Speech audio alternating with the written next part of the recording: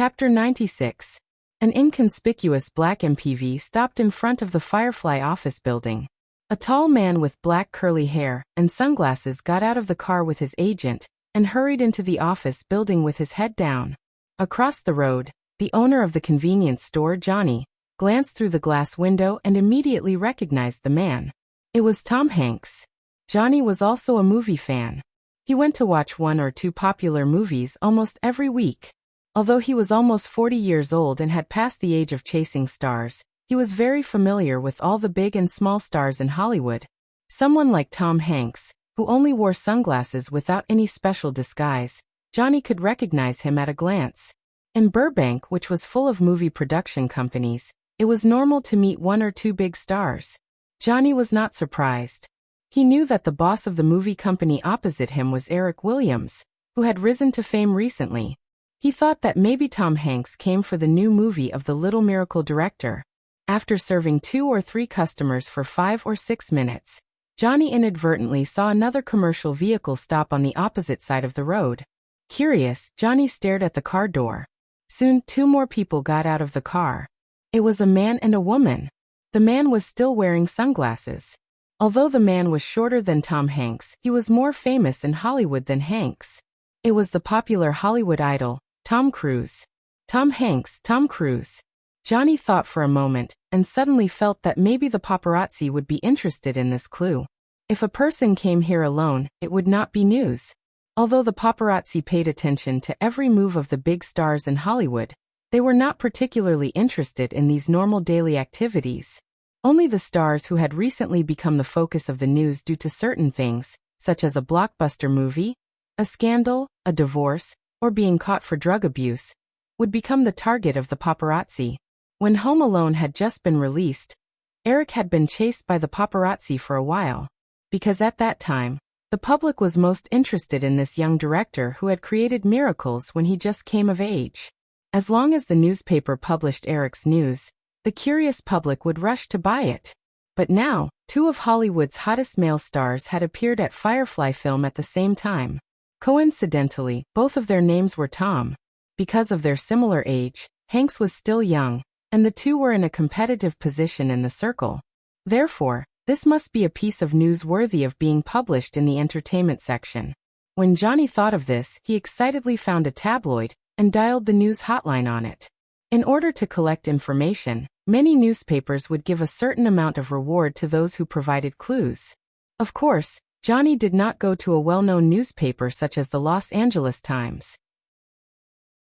They did not lack of news, and the price would definitely not satisfy him.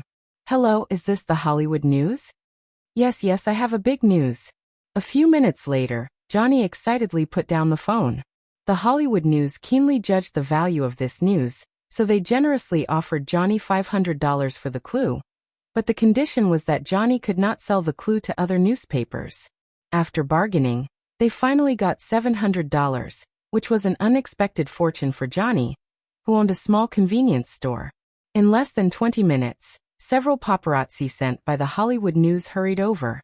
After learning from Johnny that Tom Cruise and Tom Hanks had not left, they readily paid the clue fee. Then they patiently waited outside the Firefly headquarters.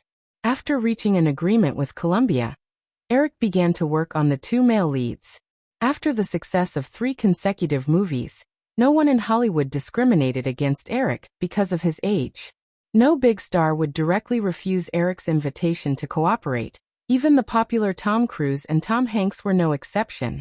What's more, after reading the outline of the script, the 2 Hollywood stars keenly felt the excitement of the story. In this case, there was even less reason to refuse.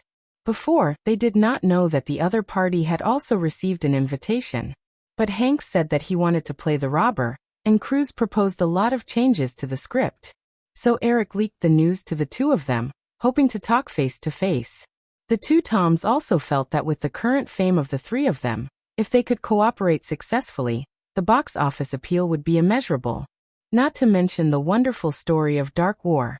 Maybe this movie could create another box office miracle like Eric's previous 2 directorial works.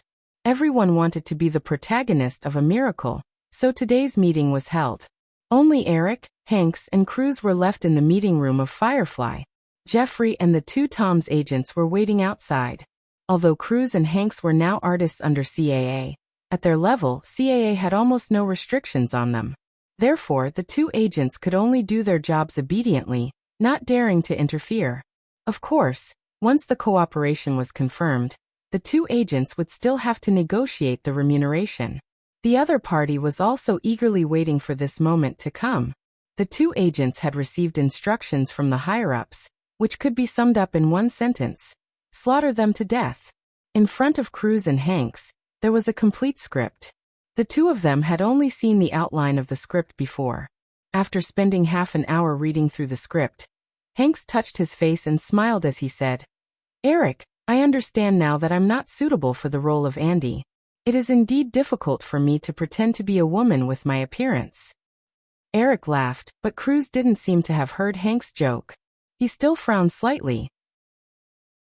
"Eric, I still think it's better to change this plot. In the script, since Andy is a master of makeup, then it's not a bad choice to disguise as another man, don't you think so?" Hanks, who was sitting opposite Cruz, raised his eyebrows. He felt that Cruz's behavior was too conservative. Playing a woman was not a serious matter. As an actor, even if the director asked him to play a dog, as long as the request was reasonable, he would do it. Also, he had just done some analysis of the script. The plot was not deliberate. The reason Andy acted as a woman was to make the villain lower his guard. In the script, the villain had Andy's woman follow his lackey to get the ransom. If it was another burly man, he felt that the villain would have killed them with a gun.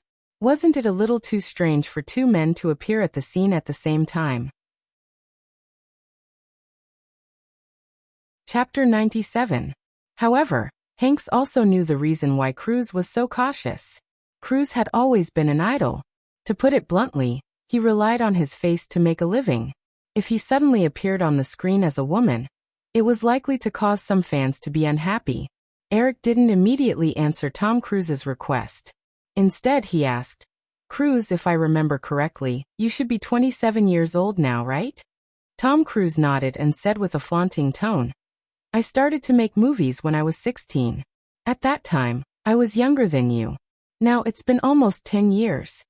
As a teenager from a low-level single-parent family, without any background, Cruz had made a name for himself in Hollywood in 10 years with his own diligence and hard work. He had the capital to show off. So, Cruz, every actor needs to transform, especially those who take the idol route. Although Hollywood male actors had a longer shelf life than female actors, they didn't need to urgently expand their acting career and develop into other types of movies after the age of 30. But one day this situation will come. So, I think this opportunity can be regarded as a try for you."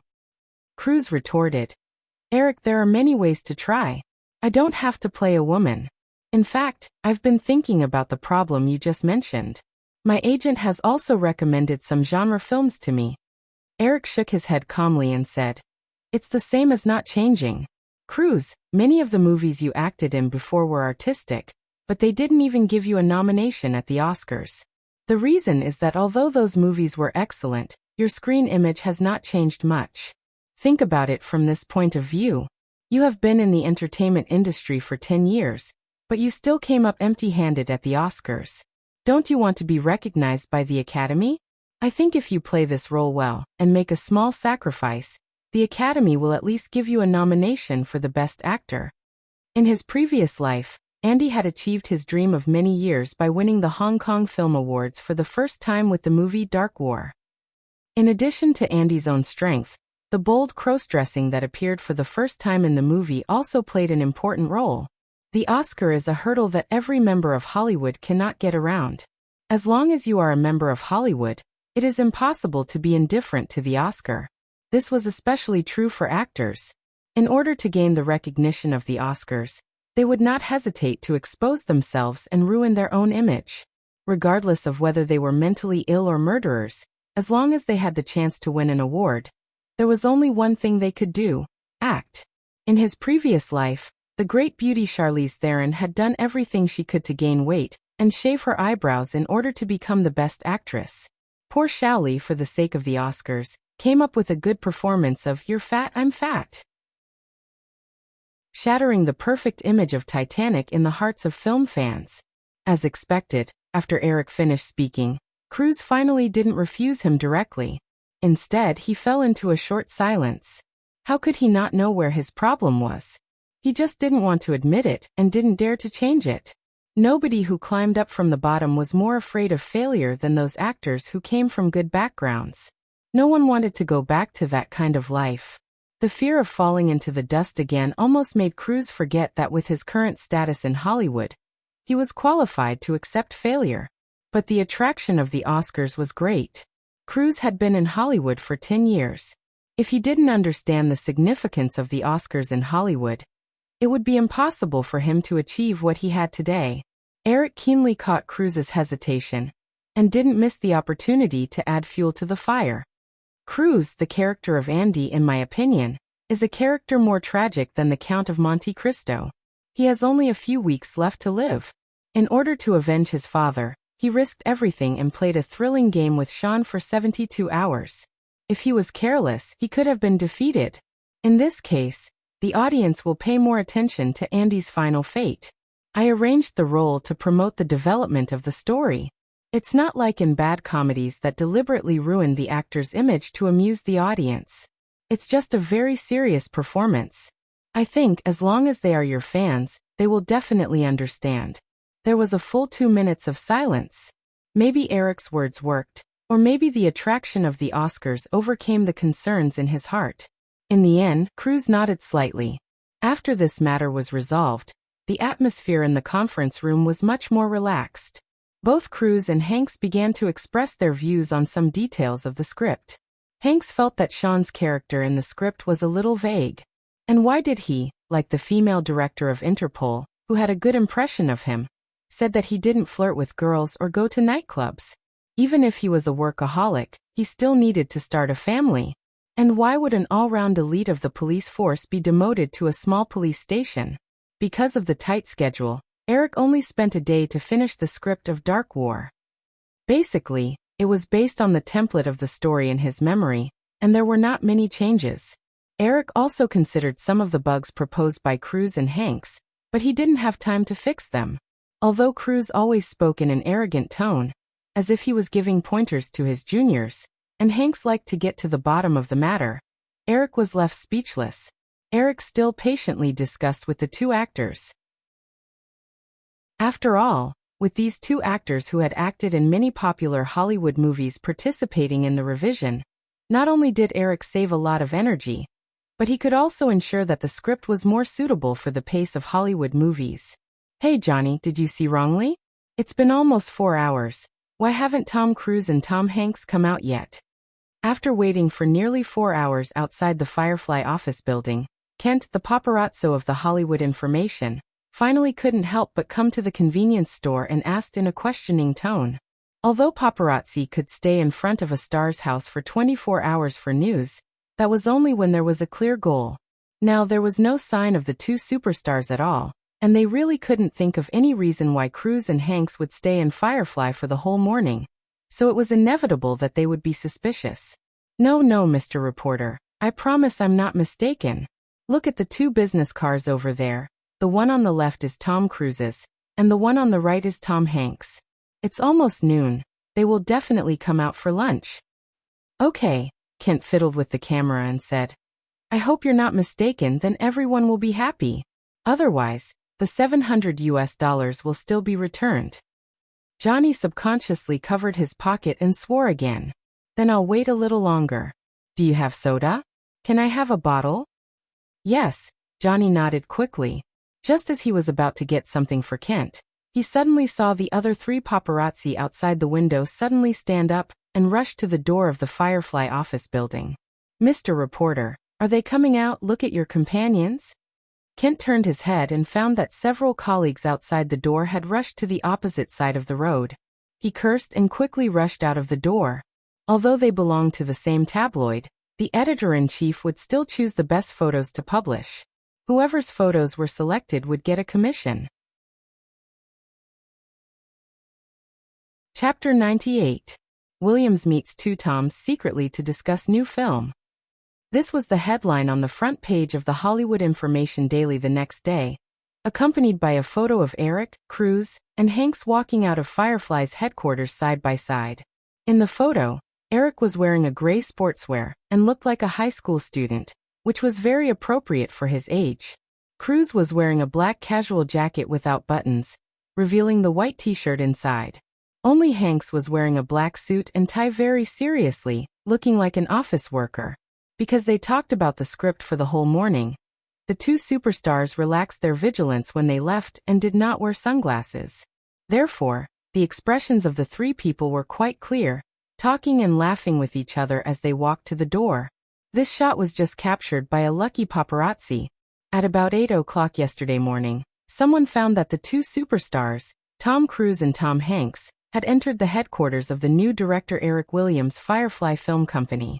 Our reporter received the news and quickly arrived at the relevant location. After waiting for 4 hours, Eric Williams, Cruise, and Hanks, the two superstars, walked out of Firefly's headquarters surrounded by people. From the expressions of the three people in the photo, it could be seen that the meeting was quite pleasant. Although the three people did not accept the interview from our reporter, but left in a hurry in separate cars. But according to some clues provided by insiders, this meeting was related to the new film Eric Williams was preparing. Since his debut last year as an actor and screenwriter in Back to 17, Eric Williams, the boy wonder who suddenly broke into Hollywood, has been continuously rising at a rocket-like speed. The first low-cost comedy Home Alone, directed by him, directly sent it into the 100 million box office club. When many people attributed the young man's achievements to the blessing of the goddess of luck, only 4 months later, Williams' second romantic comedy Pretty Woman was released again, and the box office in the first week was close to $30 million, which completely proved the strength of the young director. In the first movie Home Alone, Eric Williams only used a group of TV actors and the little boy next door to create an amazing box office miracle. The two leading actors of the second movie, Al Pacino, although has been nominated for many Oscars, has been out of film for 4 years, and the box office appeal is close to zero. Julia Roberts only played a small role in a low-cost comedy, but Eric put the two into the list of A-level actors in Hollywood. And this time, the young director directly chose 2 A-level actors in Hollywood. We have no doubt that his next movie will create another box office miracle. However, although the three people in the photo talking happily gave the appearance of a natural success, we have to mention that Tom Cruise and Tom Hanks both belong to CAA. As we all know, Eric Williams bought a famous Hollywood gold agent agency at the beginning of the year, which angered the senior management of CAA. It has been widely rumored in the industry that the senior management is quite dissatisfied with Eric Williams. During the casting of Pretty Woman, they even obstructed the cooperation between their artist Richard Gere and Eric Williams. Because of this, they did not hesitate to compensate Richard Gere with a big production MGM United Artists movie. In this case, we can't imagine that the cooperation between Eric Williams and the two Toms will be full of twists and turns. Of course, Tom Cruise and Tom Hanks have enough power to ignore CAA's obstruction. After all, they are both A-level Hollywood stars. Even if they lose CAA's support, their careers won't be affected too much. Moreover, judging from the impact of Eric Williams' previous 2 works, his new work is likely to take the careers of the two superstars to a new level. I believe that no actor in Hollywood can resist this kind of attraction.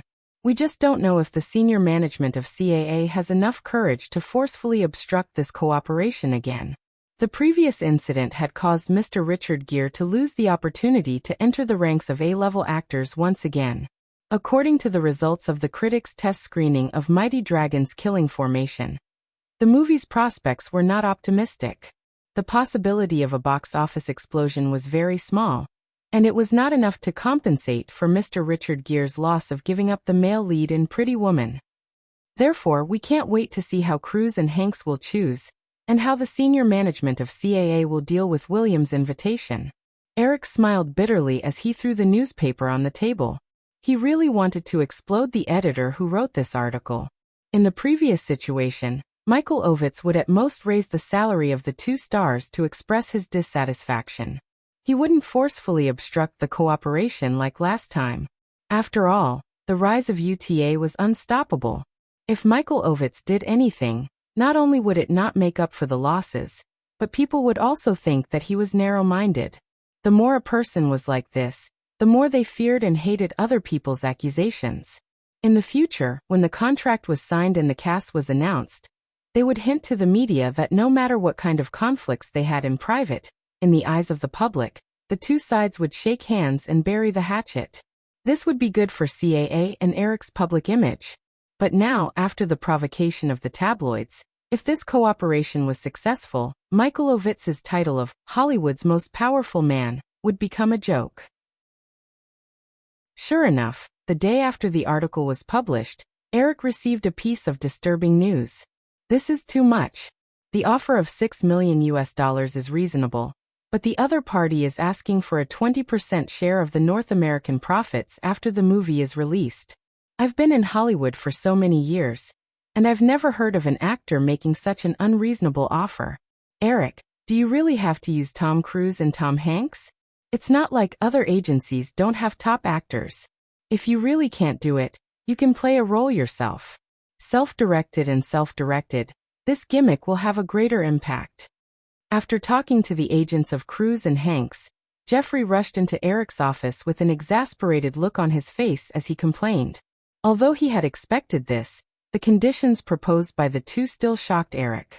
The bad trend of Hollywood stars asking for a share of the profits began with Tom Cruise. Later, the model of pay and profit share slowly became a popular fee model, and the share was generally between 10% and 20%. The so-called profit share was a completely different concept from the box office share of the movie. Specifically, it meant that the movie producer received their share of the box office share, minus the gross profit of the production cost, multiplied by the percentage requested by the actor. That was the profit share that the actor received. Also, the share of the profits was divided into global box office share and North American box office share.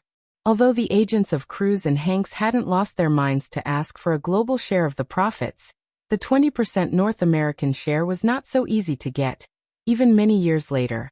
Those who could get the highest share were either those who couldn't do without it, such as Johnny Depp in Pirates of the Caribbean in the parallel space, or those who completely gave up their pay and gambled in exchange for the highest share of the profits. But now this kind of payment method had just appeared. Tom Cruise had suggested this kind of payment method when he was filming Rain Man last year. Because of Cruise's strong box office appeal and the fact that the production cost of Rain Man was not high, after some consideration, the film company felt that as long as Cruise joined the film company would easily make a profit. Thus, they agreed to Cruise's unreasonable request. However, this was only under the condition that Cruise lowered his own salary. Moreover, the profit-sharing ratio was only 10%. Chapter 99. Looking at Jeffrey, who was still complaining, Eric could only get up and pour him a glass of water. He waited for Jeffrey to finish it in one gulp before persuading him. Okay, Jeffrey, can't you see that this is just CAA's strategy to save face? If they insist on 20% of the profits, of course, there's no need to continue the collaboration. But calm down and think about it. CAA wants to drag things out for a while. Drag things out? Why drag things out? Jeffrey obviously hadn't calmed down yet. He poured himself another glass of water and asked directly. Eric spread his hands and said, because of face. Some time ago, Premiere Magazine came up with a list of the most powerful people in Hollywood, and Michael Ovitz was ranked first. Even movie moguls like Barry Diller and Michael Eisner could only be ranked behind him. If he just got this title not long ago, and two of his stars are working with the band Target, isn't that a slap in the face to the most powerful person in Hollywood? Jeffrey breathed a sigh of relief and said, that's good. I thought they really wanted to take a share of the profits. That's too reckless. This isn't reckless. Eric directly said, Jeffrey, maybe you'll slowly accept the reality of stars taking a share of the profits in addition to their pay. Cruise tried this model in his last movie, Rain Man, and received a lot of benefits. It's impossible for other Hollywood stars not to follow suit. The two of us will get a 40% share of the gross profit. Do you think they want to earn more than us? We have 60% left, and we still have to pay other expenses. Eric actually thought of this problem too. He felt that this might be an opportunity. He was destined to join the Hollywood Filmmakers Alliance in the future. This meant that for his own benefit, he had to stand on the opposite side of the actors. Cruise's Rain Man was just an experiment, providing a new way for actors to collect their pay. The negotiations for Dark War could become a reference for many top Hollywood stars to ask for a share in the future. Therefore, no matter what, it was better to keep the share as low as possible. If this ratio could be controlled between 5% and 10%, then once it became a standard, the accumulated expenses in the future would be an astronomical figure. Although Eric didn't know if it would work, he still had to try. Jeffrey, don't be anxious about this matter. You can talk to the other party slowly. Don't even think about the 20% share. You have to push down the $6 million salary. If you want a share but don't want to lower the salary, how can there be such a good thing now?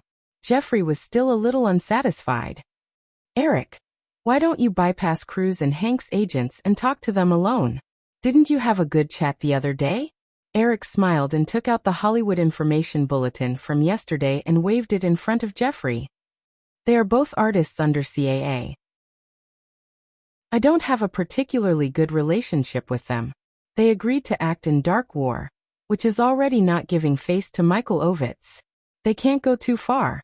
Besides, they can't possibly oppose CAA to fight for more benefits for themselves, right? Jeffrey didn't refute. Instead, he asked, Eric, tell me what you're thinking. This is the first time I've encountered this kind of situation. Although I can drag on the negotiations, as the boss, you are the one who makes the final decision. So you better give me a baseline for reference. Only then will I know what to do during the negotiations. Eric rubbed his chin and pondered for a moment. Insist that Hollywood doesn't have a tradition of actors getting a cut. If they want a cut, then they have to lower their pay. I heard that the reason why Cruise was able to get a cut in Rain Man was because he took the initiative to lower his pay. As for the baseline, with Cruise and Hank's current fame, it's fine as long as their pay doesn't exceed $5 million USD. The cut should be between 5 to 10%. It definitely can't exceed 10%. Okay, I have an idea. Jeffrey noted down Eric's words. Noticing that Jeffrey was still depressed, Eric patted his shoulder comfortingly and smiled. Okay, Jeffrey, don't worry about this anymore. Although we will lose some profits because of the new pay model, we can make up for it in other ways. And that part of the profits doesn't need to be shared with the actors. We can even use the actor's name to offer a higher price. You mean product placement? Bingo. Eric snapped his fingers. Dark War is still a fashion film. This kind of film is very suitable for product placement. I saw in the newspaper that Lamborghini sports car sales this year will be more than 3 times that of previous years because of the product placement in Wind and Moon. The new monster sports car hasn't even been released yet, but we've already received hundreds of orders. This is indeed a good idea. Jeffrey finally showed a faint smile. He subconsciously looked for the script to see what advertisements could be placed in Dark War. Eric took out a piece of paper and handed it to Jeffrey. Don't look for it, I've already prepared it. Jeffrey picked it up and glanced at the long list. His mouth was slightly agape. Mobile phone, walkie-talkie, sports car, box of biscuits, sunglasses, camera, necklace, comic magazines. Eric, isn't this a bit exaggerated? Eric felt that compared to the exploding shells in his previous life, he was already very ethical. At least he didn't spend $200 million to create a 3-hour special effects commercial. He only cleverly used the plot to place the advertisements. He didn't change the plot for the advertisements. Jeffrey, actually, I just casually wrote these down. There will be a lot of walkie-talkies and mobile phones in the movie. Therefore, the mobile phone and walkie-talkie advertisements can be packaged with a communication equipment company, such as Motorola. I heard that Motorola is about to release a small mobile phone, only the size of a palm. With Lamborghini as an example, in addition to the addition of Cruise and Hanks, Motorola would gladly pay a few $1 million in advertising fees. If the other party's price is too low, then look for their old rival, Ericsson. As for the sports car, continue to contact Lamborghini. I think they won't refuse. Jeffrey pointed to the list and asked, "What's with the box of biscuits?" Eric explained. "Didn't you read the script? In the movie, Andy planted a few bombs, but they were all fake. These bombs were made from packaging boxes. Not only will there be close-up shots of the packaging boxes, but there will also be relevant lines. So this is considered a very important product placement advertisement. As for the sunglasses and camera, they will be used in the movie. So you can also try to get sponsors. No matter how small a mosquito is, it's still meat." "Eric, aren't you worried that the audience will dislike the insertion of too many advertisements?" "No," Eric said confidently. "None of the placements were intentional, so the audience won't feel any discomfort. Of course, because there are a lot of advertisements this time, we need to communicate with the sponsors in advance. We can't be like Lamborghini. Before the movie is released, they had already announced their sponsorship." Jeffrey felt that something was wrong and said doubtfully, "The product placement advertisements are not prominent, and they don't allow people to publicize it. If I were a sponsor, I would definitely not pay for it." "It's not that I don't want people to publicize it," Eric said patiently. "I mean, before the movie is released, this matter cannot be publicized. Otherwise, even if I didn't deliberately plant the advertisements, the audience will think that it was done deliberately. This kind of preconceived idea will subconsciously cause the audience to dislike the movie. But after the movie is released and the reputation of the movie is confirmed, the advertisements will be hyped up. Not only will it have a promotional effect, but it will also attract the audience who are curious about the advertisement plot to go to the cinema again. This will increase the box office of the movie." Jeffrey revealed a meaningful smile. "Eric, I feel like I'm sitting in front of a Venetian businessman. Is this sarcasm?" "Yes, but I added a lot of praise and admiration in it." Jeffrey laughed. "Oh, Mr. Jeffrey, you are so generous." Eric replied in a theatrical tone and laughed. After joking around, Eric looked at his watch and said, "I happen to have a date then." Jeffrey did not wait for Eric to finish his sentence and quickly replied, "Leave it to me, right?" "Smart. I didn't expect you to answer first."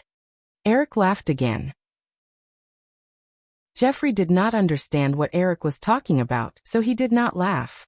He curled his lips and asked curiously, "Date with a woman?" "Man, a very famous architect in the industry, Frank Gehry. I saw the Malibu mansion he designed for Oracle's chairman, Larry Ellison, so I want to ask him to give me some advice. Does it have anything to do with the rocky beach you spent $5 million on?" "How is it a waste of money?" Eric retorted. "When I successfully build my Malibu 10880, there will be people willing to buy it for $50 million US. It's up to you. To be honest, I'm relieved that you're acting so willfully because you've finally done something that a young man of your age should do. Otherwise, I would always subconsciously treat you as someone of the same age as me." "Eric, why do you always call it Malibu 10880? Eric blinked. "That's a secret." "Tell me." "I promise I won't tell anyone." Jeffrey curiously looked over. "Since it's a secret, of course, I can't tell anyone other than myself. You are also considered others." Eric obviously could not explain to Jeffrey, so he directly left the office. Michael Jackson's Fantasy Manor covered an area of 11 square kilometers. Including the various buildings, it only cost $19.5 million US. In comparison, Malibu was only 6 hectares, which was equivalent to about 0.06 square kilometers, but it cost $5 million US. It was indeed a foolish price. However, even so, it was the result of the private lawyer spending an extra public relations fee to persuade him. Because this was a small park, according to the rules, it could not be sold. "Mr. Williams, although the design of this building you drew is very imaginative, there are too many unreasonable parts. The construction is quite difficult, especially since it is built on the edge of a cliff." Frank Gehry commented on Eric's drawing with his own professional eyes. At this time, the two of them were standing together at the sharp corner of Malibu. Frank Gehry's assistant was also with them. Eric was not alone. Virginia happened to be at home, so Eric called her over to temporarily play the role of a little secretary. This was already Eric's private property, and he had obtained a construction permit. He could do anything he wanted on this piece of land. As long as they didn't cause any public outcry, no one would care. Mr. Gary, are you saying that the construction is too difficult? Does that mean it can be built? Frank Gary nodded. But it will cost a lot of money. I don't think it is necessary at all. If you must build this mansion here, I suggest that you move the mansion at least 10 meters to the north. Not only will it greatly reduce the construction difficulty, but it will also save more than 30% of the construction cost.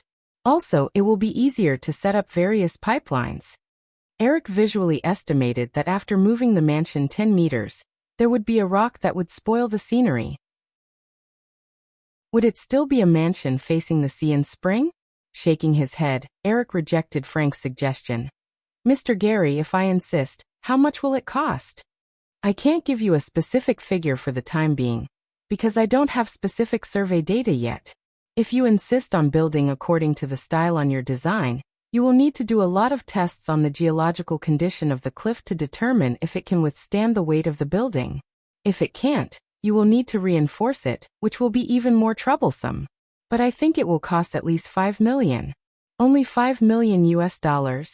Eric raised his brows. He had spent $5 million US to buy this piece of land. Mr. Williams, from what I know, the most expensive mansion in Malibu is around this price. Sorry, Mr. Gary. I don't know much about these things. I would like to ask if I am willing to spend $10 million or even $20 million US. What kind of effect will the mansion have? In this era, even Microsoft's Bill Gates will not take out $10 to $20 million US in cash. After all, his net worth was reflected in the share prices. But it was different in the movie industry. As long as the box office sales were good, the company will be able to get back tens of millions, or even hundreds of millions of USD in a short time. Frank Gary looked at the young man in front of him and thought for a while before saying, "If that is the case, I will build a piece of art for you." Mr. Williams, are you sure? I am sure, Mr. Gary. I want a piece of art. Eric replied without hesitation. Chapter 100. After the field trip, Frank Gary proposed to find a place to discuss more details. Eric led him directly to Virginia's villa not far away. Virginia did not express any dissatisfaction with Eric's manly behavior. Instead, she quietly and carefully entertained Frank and his intern assistant. Frank firmly believed that Virginia was Eric's lover, so he did not show any strange expression. He only sighed with emotion that this young director really knew how to enjoy life. Virginia's appearance and figure were top-notch. What was even rarer was that she was extremely well-behaved and tactful. Such a woman was destined to not bring any unnecessary trouble to men. As a well-known master architect, he often came into contact with rich and famous people who invited him to design homes. He also occasionally peeked at the strange secrets of the upper-class society, so he was used to it. Frank's intern assistant, on the other hand, looked at Eric and Virginia curiously from time to time. After Frank warned him with his stern eyes several times, he finally calmed down and started taking notes obediently. The land Eric bought was about 6 hectares, which was 60,000 square meters after conversion, but the Iron Man Malibu mansion he drew based on his memory, plus supporting facilities such as the helipad, only covered a few thousand square meters. Therefore, except for the main building, the design of the other places would be handed over to Frank's architectural design company, which would eventually form a small manor of about 14 acres. Frank Gary was a deconstructionist architect. Many of his works were very imaginative, so he received a lot of criticism, but at the same time, he was also sought after by more people. After receiving Eric's promise of unlimited budget, Frank became bolder. He proposed a construction plan with granite, special glass, and low-alloy high-strength steel as the main materials. This alone directly pushed the cost to the level of tens of millions of dollars. From Frank's explanation, Eric learned that the above expensive materials were usually only used in landmark public buildings in some cities. In Eric's original vision, he intended to build this mansion into a landmark building in Malibu. The two sides almost hit it off. As for money, it wasn't a problem for Eric. He earned so much money so that he could do whatever he wanted. They talked until the evening. Frank Gary promised that he would come up with a few complete design plans for Eric to choose from as soon as possible. He also tactfully declined the dinner invitation and left with his assistant. After getting into the car, Frank said earnestly to the young intern in the driver's seat, "Scott, in the future, you will have to deal with all kinds of rich and famous people. It's inevitable to see and hear some things, but you have to remember, if you don't want to get into trouble, you'd better keep your mouth shut." Not only was Scott familiar with Eric, but he also happened to know Virginia, a relatively unknown actress. He didn't expect that the 18-year-old director would have a relationship with Virginia, who was 10 years older than him. If this matter was spread out, it would definitely become explosive news. Originally, Scott had indeed made up his mind to brag to his friends at the gathering that night that he had come across a secret in the entertainment industry. When he heard the stern warning from his boss and mentor, Scott suddenly realized and immediately dispelled the idea. Even if he sold this news to the paparazzi, he wouldn't be able to get much money. He might even lose his promising job. "Mr. Frank, I'll remember." Frank patted Scott's shoulder and didn't say anything else. In Virginia's small mansion, after sending off Frank and his assistant, Virginia cleaned up the teacups and casually asked the little man sitting on the sofa reading a magazine, "Eric, you brought the two of them to my house. Aren't you afraid that this matter will spread?" Eric continued to flip through the magazine without looking up. "Don't worry, it won't." "That's not necessarily true," Virginia retorted in the kitchen while washing a teacup. "Frank's assistant seems to recognize me. I saw him look back and forth between the two of us more than once." Eric turned his head and asked, "Are you worried that our relationship will be exposed?" Virginia smiled at Eric and said, "Of course not. I can't wait to have a scandal with you. That way, an unknown actress like me can become famous." "Then why are you still asking? You should be praying that the assistant will sell the news of us to the paparazzi." Eric smiled and turned his attention back to the magazine in front of him. Virginia washed the cups, dried her hands, and returned to the living room. She sat down next to Eric and said, "I'm doing this for your sake. Don't you have an official girlfriend? You even have a little girl at home, and now you're provoking me. Aren't you afraid that the media will call you a playboy?" "Playboy is my goal for 2 lifetimes. I can't ask for more. I don't read it. A man reading a women's magazine is so wretched." Virginia grabbed the magazine from Eric's hand and threw it aside. "Eric, you seem to be very sure that the other party won't spread the news?" Eric picked up the magazine and flipped to the original page. He was very interested in an analysis of women's clothing and personality. He blocked the girl's hand that reached out again and said, "Don't mess around, I'll tell you. Mr. Frank is a very stable person. He won't spread this around. As for his assistant, did you notice that the other party's suit is obviously a size bigger?" Virginia hugged Eric's arm, her eyes wide with curiosity. This expression was inexplicably cute for a woman who was so mature to the point of dripping water. Eric couldn't help but stay on the girl's face for a few more seconds before he continued. "The suit doesn't fit, and it's unlikely that he borrowed it. No one will wear a borrowed suit to work for a long time. It's more likely that it's his father's. I happened to do this kind of thing before, which means that the other party's financial situation isn't very good. He will definitely cherish this job.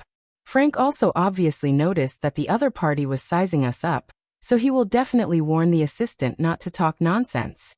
To be able to get the job of an architect's assistant, the other party's IQ is unquestionable. As long as Frank reminds him a little, the other party will definitely know what to do." Chapter 101. "Eric, you're really smart. Although I also noticed that the assistant's suit didn't fit, I didn't think of what you said at all. This is nothing. As long as you develop the habit of observing and thinking, it will be fine. Also, I quite like reading Sherlock Holmes novels." So Virginia came up and raised her chin. "Mr. Holmes, have you noticed any changes in me? I noticed it long ago. Your hair is dyed very well. I like it very much." Eric touched the girl's dyed golden brown hair. "You're really insincere. You said it so reluctantly. It took me several hours to dye my hair." Eric kissed the girl on the cheek and comforted her. "Okay, let's not talk about this anymore. How's the script for Scary Island coming along?" I've been reading the script seriously these days. However, Mr. Kapoor doesn't think very highly of me. He feels that it's a waste to give this script to me. If it were an Oscar-level actress, such as Meryl Streep or Jodie Foster, this story might be more exciting. I'm also a little worried about whether I can play this role well. Eric, aren't you preparing for your new movie? How about I play some female roles in your movie first? After the girl finished speaking, she looked at Eric hopefully. Okay, then don't play this role. Eric's lips curled into a faint smile. I happen to have a female Interpol role in my new movie that suits you. Virginia was just testing him. She didn't have much hope. She didn't expect Eric to agree so easily. She asked in disbelief, "Really?" Eric nodded. "Of course. However, I want to make it clear to you. My next movie is a completely men's movie. The two female characters who can barely be considered female leads don't have many scenes. They only appear for a few scenes." Virginia's mouth opened slightly, and she couldn't say anything. She made a big deal. Perhaps for those actresses who were still struggling at the bottom of Hollywood, even if it was just a few scenes in Eric's new film, they would fight for it at all costs. After all, they were working with two A-level superstars, Tom Cruise and Tom Hanks. Even if it was Virginia half a month ago, she would have been overjoyed to hear Eric's promise. However, things were different now. She had a better opportunity to play the leading role in a wonderful script, but she gave it up on her own accord in exchange for a vase role with only a few scenes. This made Virginia feel like crying, but no tears came out. What should she do now? Tell Eric that she regretted her decision and wanted to act in that horror film again? With the little man's shrewd and domineering character, if he found out that she was playing tricks in front of him, he was likely to turn hostile. Pa! A crisp sound woke the girl from her predicament. She felt a burning pain coming from the station. Virginia raised her head and saw that Eric had a teasing smile on his face. The girl instantly understood that her trick had not escaped Eric's eyes. However, the good news was that Eric's expression was not angry. "Do you regret it?" the man asked. "Eric, I'm sorry. I was wrong. I won't dare to do it again." Eric reached out and pinched the girl's face. "You're not smart enough, so don't play tricks everywhere. It's best to be content with what you have. If you're stupid and greedy, you'll end up in a miserable state. Also, don't really treat me like an 18-year-old boy. That's wrong. Although your physical age is 10 years older than mine, my mental age is more than 10 years older than yours. Even Jeffrey and Kapoor always think that I'm the same age as them." Yes. The girl nodded like a chick pecking at rice.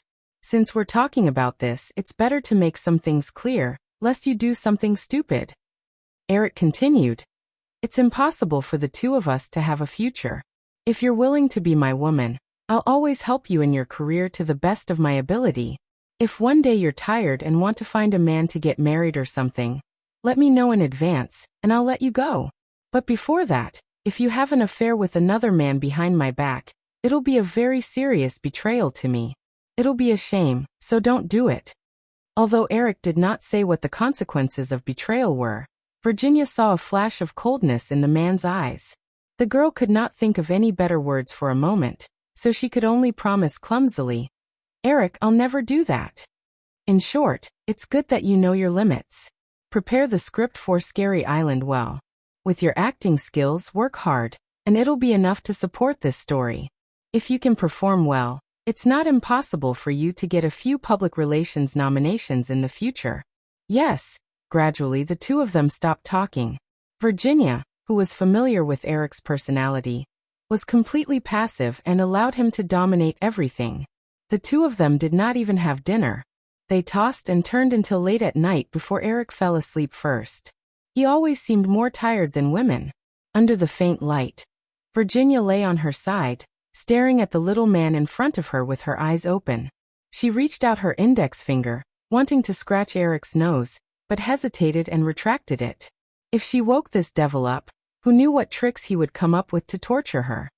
"What kind of person are you?" After a long time, Virginia sighed. Then she suddenly thought of something and smiled proudly. "And you say you're not a young boy, humph?" Chapter 102. It was March, and the 61st Academy Awards ceremony was getting closer and closer. As Hollywood movies became more and more influential around the world, the Oscars received more attention. Although this year's Oscar award was not related to Eric, no one could ignore this 18-year-old boy who had risen to fame in less than 6 months. Among the movies related to him, Back to 17 and Home Alone were in their 15th week of release since November 18 last year. Although Back to 17 was not as popular as Home Alone, after 4 months of screening, the box office had reached $107 million. It became the 6th movie in 1988 to exceed $100 million at the box office. If it was not compared to Home Alone, the box office figures were very good. Until now, the box office potential of Back to 17 had been completely exhausted. It could only earn 200,000 to 300,000 renminbi a week from less than 300 screens, and it could be cancelled at any time. Home Alone, which was released at the same time as Back to 17, had nearly 240 million renminbi at the box office. Home Alone was still earning about 5 million renminbi a week from more than 1,200 screens in North America. In this era, the domestic box office of a Hollywood movie was a super hit of $200 million. Only George Lucas' Star Wars series could easily achieve that. Even Spielberg's Raiders of the Lost Ark series did not have the confidence to do so.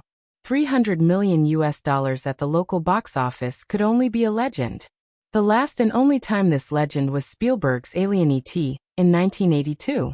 6 years later, Home Alone had the potential to reach the legendary threshold again.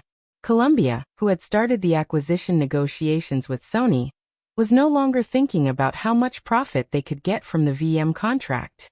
Instead, they were thinking about how to raise the box office of The Kid in North America to $300 million. Everyone knew that once the box office of Home Alone exceeded $300 million, Columbia's share price would skyrocket again. What? You want me to be the guest presenter for the Best Supporting Actress award? Eric looked at Amy Pascal in surprise. Can Columbia make this decision? We have communicated with the producer of this year's Academy Awards, Alan Carl. With your current influence, you are qualified to be the presenter. Eric, as long as you agree, you will receive the invitation very soon. Eric was hesitant.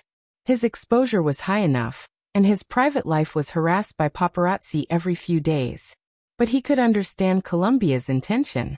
Whether it was for the release of Home Alone or the summer release of Dark War, it was beneficial for him to appear at an award ceremony with a viewership of 40 to 50 million. Since Blunt Cohen left the company and started the acquisition talks with Sony, Columbia's attitude towards Eric had a 180-degree change. They actively promoted Home Alone. But at that time, Home Alone had already missed the Golden Globe Award, which was the most practical award, and the Oscar nominations had already been announced. Home Alone only received a negligible nomination for the Best Soundtrack Award. Everyone knew that this was the Academy's way of attracting the public's attention. At the same time, it was also a consolation nomination for Home Alone, due to the outstanding box office results. If Columbia had been active in PR from the beginning, Home Alone could have gotten a few more nominations, and perhaps even won an Oscar. However, it was too late to talk about this now. Not to mention, there were less than 2 weeks until the Oscar judges voted, so there was not much point in doing PR. If Home Alone could beat Rain Man, Danger in the Fog, and Dangerous Relationship to win an Oscar, it would be a test of the audience's IQ. At the end of the day, Home Alone was just a comedy for young children without any artistic content. After some consideration, Eric nodded and agreed. Although Columbia was doing this for their own sake, Eric could also reap a lot of benefits from it. As long as he cooperated with Columbia, there was a high chance that the box office of Home Alone would exceed $300 million. Once this goal was achieved, Eric's share would reach $120 million. AIME also conveyed to Eric the promise of the Columbia executives. After Home Alone stopped airing, Columbia would pay Eric's share in full within a month. This could greatly alleviate Eric's financial situation. Not long ago, Eric borrowed another $50 million from the bank for the successful filming of Smelling Women and Island Horror, as well as the construction of the Malibu mansion. He was now $100 million in debt. In Hollywood, he was undoubtedly the person with the highest debt. Since you agreed, I will inform Alan Carl to send you an invitation as soon as possible. Amy took a sip of coffee with satisfaction and asked, Eric, I heard that your negotiations with Tom Cruise and Tom Hanks are in a deadlock. Do you need Columbia to step in? Eric shook his head and refused. This deadlock was within his expectations, and he was sure that this deadlock would not last more than a month. Because during the Easter holidays, Richard Gere had given up the lead role in Wind and Moon to participate in the action drama Mighty Dragons Killing Formation, which was about to be released. He had no memory of this movie, so he could only ask around. In the end, the news he received was that even within the United Artists, the most optimistic box office estimate for this movie was only about $30 million. With Richard Gere as an example, even if Tom Cruise and Tom Hanks were A-level Hollywood superstars, they would not do the same stupid thing to refuse to participate in Eric's new movie. The more top superstars were, the more cautious they were when choosing movies. If they accidentally stepped on a bad movie, the damage to their reputation would be immeasurable. 4 years ago, Al Pacino's US $30 million blockbuster film failed miserably at the box office, and he had to take a 4-year hiatus due to the enormous pressure of public opinion. Before that, Al was a 5-time Oscar nominee and was undeniably an A-list Hollywood superstar. And Eric's movies had experienced 3 consecutive huge successes, which was undoubtedly the most guaranteed box office and reputation in Hollywood. What's more, after Cruise and Hanks read the script, they unanimously agreed that the box office prospects of Dark War were good. The reason why the two of them let CAA's agent and Firefly continue the deadlock was not only to save some face for Michael Ovitz, the most powerful person in Hollywood, but also to get a higher salary and share. Eric believed that if CAA deliberately caused the negotiations to break down, the two of them would definitely immediately stop it. From the script discussion that day, Eric knew that the two of them had already made up their minds to act in this movie. Otherwise, they would not have discussed the script with him for 4 hours. No need, Amy. CAA will give in less than a month. Eric did not want to owe Columbia a favor. I can use this time to finish the preparations for the movie. Compared to the previous 2 movies that took less than a month to produce, Dark War has plenty of time. There are still 4 months before the July release. Chapter 103. Amy Pascal also knew a lot about the deadlock in negotiations, so she didn't insist. Since the purpose of this visit had been achieved, she got up and said, If that's the case, then I'll leave. I'll drive you. Eric also got up. Amy, you didn't drive here. My car happened to be sent for maintenance today, so I took a taxi here, Eric said enthusiastically. Then I'll drive you back. It's not easy to get a taxi here. Amy Pascal knew that Eric was telling the truth, plus the place she wanted to go wasn't too far away, so she agreed. The two walked out of the villa. Eric opened the garage door, went in, and drove out the Ford sedan that was still there. Amy Pascal, who was standing at the garage door, listened to the muffled sound of the old Ford engine. She glanced at the garage curiously and found that the garage, which was enough to park 10 cars, was empty. Other than the Ford sedan, there was only another flashy purple sports car parked in the corner. Eric, with your current net worth, you can totally change to a better car. Amy smiled and pointed at the Ford, then looked at the purple sports car with curiosity in her eyes. You mean that Lamborghini? Eric carefully opened the door for Amy and asked. Amy nodded, got into the passenger seat, fastened her seat belt and said, Yeah, isn't that car very beautiful? Why don't you drive it? I remember Al drove this model in Wind and Moon, but that one was silver. Eric said, Lamborghini gave it to me a few days ago, but I don't know how to drive it. If I have time, I can go for a drive on the highway, but forget about it in Los Angeles. Lamborghini is really generous. This car is estimated to be more than $200,000. Eric smiled and didn't answer. This car wasn't the ordinary monster sports car that Lamborghini was about to put on the market, but a 4-wheel drive concept car that was specially customized. Although there was no price, the value was no less than $300,000. The price of the ordinary monster sports car was only $240,000, and the first monster sports car was a two-wheel drive. The reason why Lamborghini was so generous was because they wanted to continue working with him. Although he had given away a luxury sports car worth more than $300,000, the other party did not lose out. This year's sales were at least 3 times that of previous years. Compared to the profits, a concept car worth more than $300,000 was nothing. A few days after the news that Eric would be working with Tom Cruise and Tom Hanks in his new film was revealed, Lamborghini took the initiative to come to him. In addition to giving him a concept car, they also wanted to sign a long-term cooperation agreement with Eric. He decisively accepted the car. There was no need to talk about a long-term contract. The case of Lamborghini's product placement in Wind and Moon had already spread in the industry. The product placement model in movies would definitely enter an era of rapid development many years in advance, and the profits would also increase. Under such circumstances, signing a long-term contract was definitely not a wise choice. As soon as Eric drove out of the mansion and was about to get out of the car to close the door, he saw a middle-aged man in his 40s pounce on him and gently pat on the window of the Ford sedan. "Mr. Williams, Mr. Williams?" It happened very abruptly. Without understanding the other party's intentions, Eric stopped opening the door and looked out. The man looked to be in his 40s. He had a square face with a short beard, and his eyes were fawning and eager. Cautiously rolling down the window a crack, Eric asked, "May I ask who you are?" The middle-aged man noticed Eric's vigilance and quickly took out a business card and stuffed it through the crack. "Mr. Williams, please don't misunderstand. I don't mean any harm. I'm Jonathan Demme. You must know me." Eric took the business card and glanced at it, then carefully sized up the middle-aged man outside the car window. After confirming that he basically matched the image in his memory from his previous life, he let down his guard. The other party was one of the 3 candidates he had invited to be the director of terror on a small island. However, after handing the matter over to Jeffrey, Eric didn't ask about it again. He was mainly busy with other matters. First was Steel Magnolias. Kapoor originally insisted that Julia's salary was $500. After Eric personally communicated with Kapoor, he convinced him to accept the price of $3 million. The process wasn't pleasant, and Kapoor complained for a long time. He felt that this salary would damage Julia's value.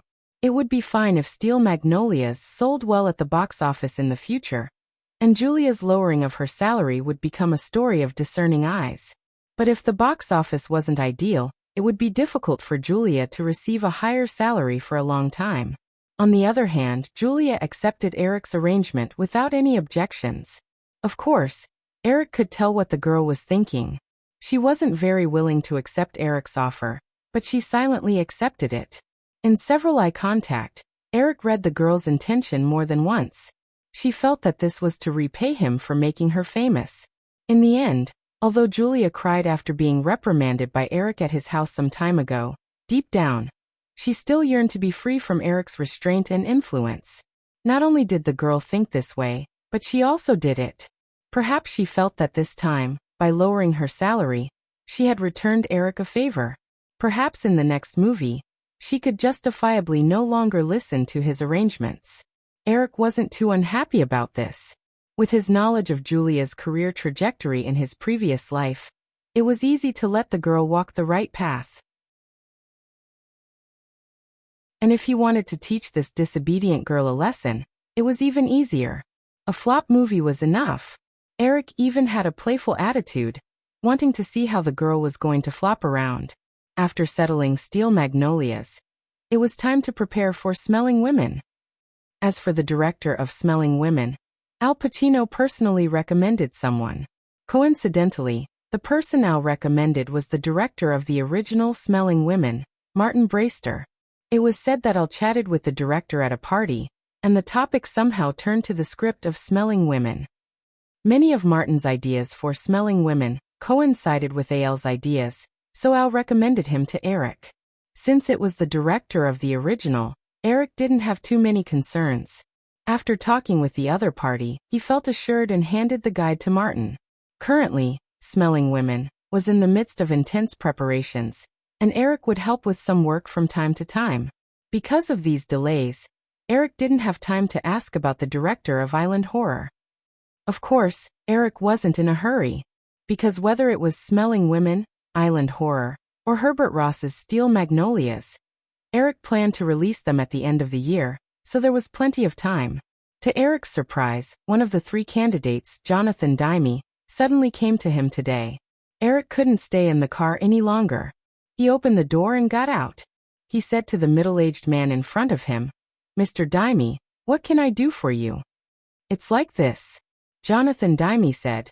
"Some time ago, I received an invitation to direct the script for Scary Island.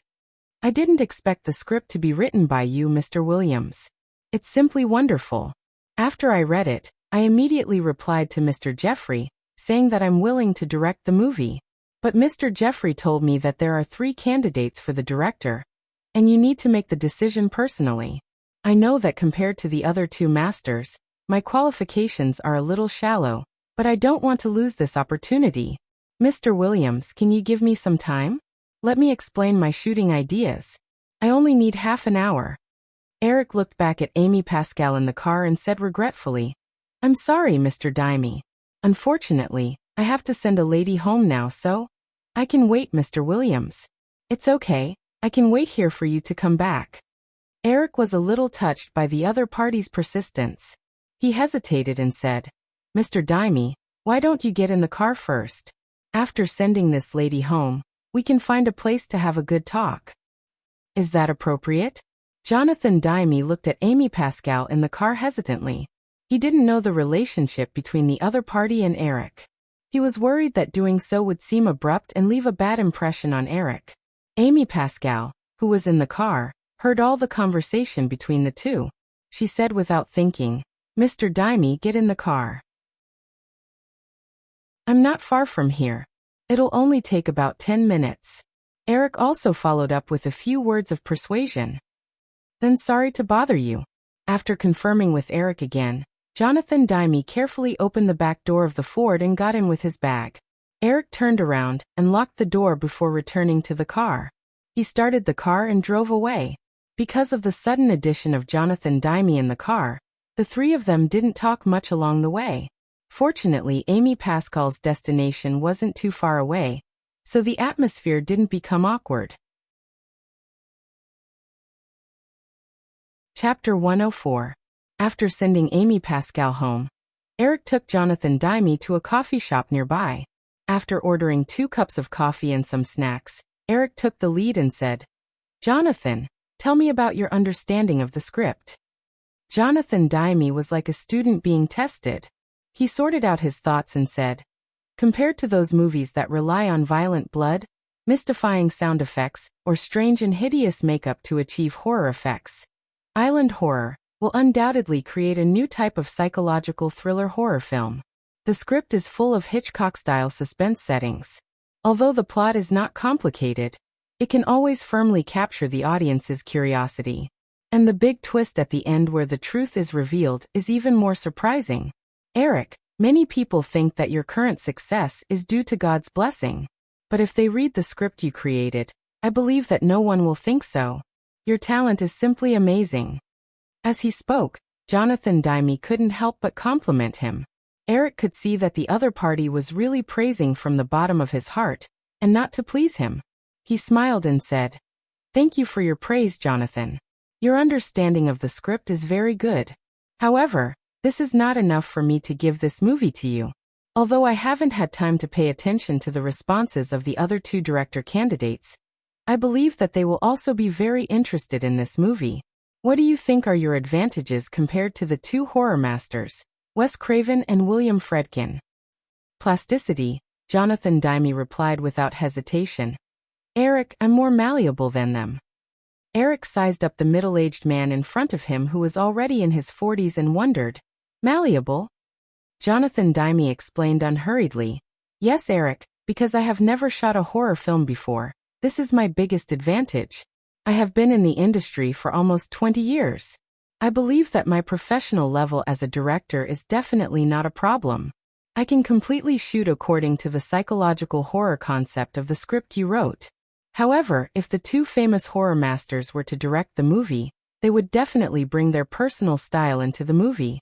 This might not be their own intention, but habit was very powerful. Therefore, it is very likely that they will return small island horror to the traditional horror movies like The Exorcist and A Nightmare on Elm Street. That will have a very good scary effect, but it will inevitably weaken the sensational effect caused by the human ghost reversal at the end of the script.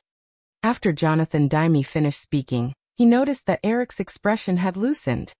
He hurriedly took out a thick stack of prepared information from his backpack. However, he did not hand it over to Eric. He knew that if he did that, the other party might not have the patience to continue watching. Therefore, he only picked out the most important pages and handed them to Eric. Eric, look, these are some of my ideas for the shooting of small island horror, and a few scripts for the shooting of the scenes that I envisioned. I think that the film should focus on the creation of horror and suspense, throwing out one suspense after another to arouse the audience's curiosity in stages. This can cover up the weaknesses in the script and the plot to the greatest extent, and it will not make the audience feel bored. In terms of the creation of the atmosphere, it should focus more on psychological oppression, not sensory stimulation. Eric lowered his head and carefully read Jonathan Demme's list of shooting ideas, then carefully looked at a few scripts for the shooting of the scenes. His fingers unconsciously tapped a few times on the table. Jonathan Demme knew that the most critical moment was coming. His right hand under the table clenched into a fist. Compared to Eric's smooth directing experience, Jonathan's journey in Hollywood was much more bumpy. He had shown a strong interest in movies since he was a child. Therefore, although he studied veterinary medicine in college, he did not embark on that path. Instead, he entered United Artists, which was still very prosperous at that time, and started from the bottom of the ladder. It was not until the age of 30 that he had the opportunity to participate in the production of some low-budget B-movies. In 1977, Jonathan finally had the opportunity to direct a movie for the first time. However, although the satire depicting life in the civilian radio station had been praised by film critics, it performed badly at the box office. To be precise, there was no box office at all. In order to let more people appreciate his work, Jonathan had to pay for a theater in New York to broadcast the movie for free to the audience, but there were still very few viewers. That blow caused Jonathan to be silent for 3 whole years. In 1980, Jonathan's work won 2 Oscars, and only then did his career pick up again. But until now, the works he shot did not have much commercial success. The box office was generally only at the level of a few million, and the highest one only exceeded 10 million. In Hollywood, it was impossible for a director to gain recognition without a blockbuster box office movie. When he studied Eric's personal experience, Jonathan found that the 3 movies related to Eric could sell well at the box office because the biggest similarity was that the 3 movies were all written by him. Although it was not clear why Eric Williams would invite him to be the director of Scare Island, this did not prevent Jonathan from seizing this opportunity. After receiving the invitation, Jonathan Demme stayed up all night and read the script many times. More than once, he was amazed by Eric's ingenious plot reversal. Early the next morning, he replied to Jeffrey Hansen, saying that he was willing to direct the movie. Originally, he thought that the other party would soon contact him to discuss signing a contract, but after waiting patiently for a few days, there was no follow-up. Jonathan Demme hurried to the headquarters of Firefly and found Jeffrey. After learning the whole story, Jonathan found that compared with the other 2 horror masters who had been famous for a long time, he, who had no experience in shooting horror movies, seemed to be the least competitive one. But Jonathan did not give up. Although Jonathan Demme's personal movies were not very good, his vision was not bad. He keenly felt that if the movie Scare Island was made, it would do well in the box office and awards. Therefore, he was more desperate to get this opportunity. It took Jonathan a few days to come up with a set of words to persuade Eric. At the same time, he also made a deeper analysis of Scare Island and made a lot of detailed preparations. In order to be in a hurry and to prevent the script and director from being decided in advance, Jonathan had not slept more than 3 hours a day for a week. The reason why he could still sit in front of Eric in high spirits and talk with him was probably that he was hanging on to his last breath. Eric did not notice Jonathan Demme's nervousness. He knocked on the table and thought for a while, then looked up and said, "Jonathan, can you wait a moment? I'll make a call." "Of course, no problem." Jonathan did not understand the intention of Eric's move, but he still nodded. Eric did not make a decision directly, which gave Jonathan some hope in his heart. Eric got up and walked to the counter of the coffee shop. He talked to the waiter for a while, picked up the phone on the counter, and dialed the number of Jeffrey's office. "Jeffrey, it's me. There's something I forgot to ask. It's about the director of Scare Island."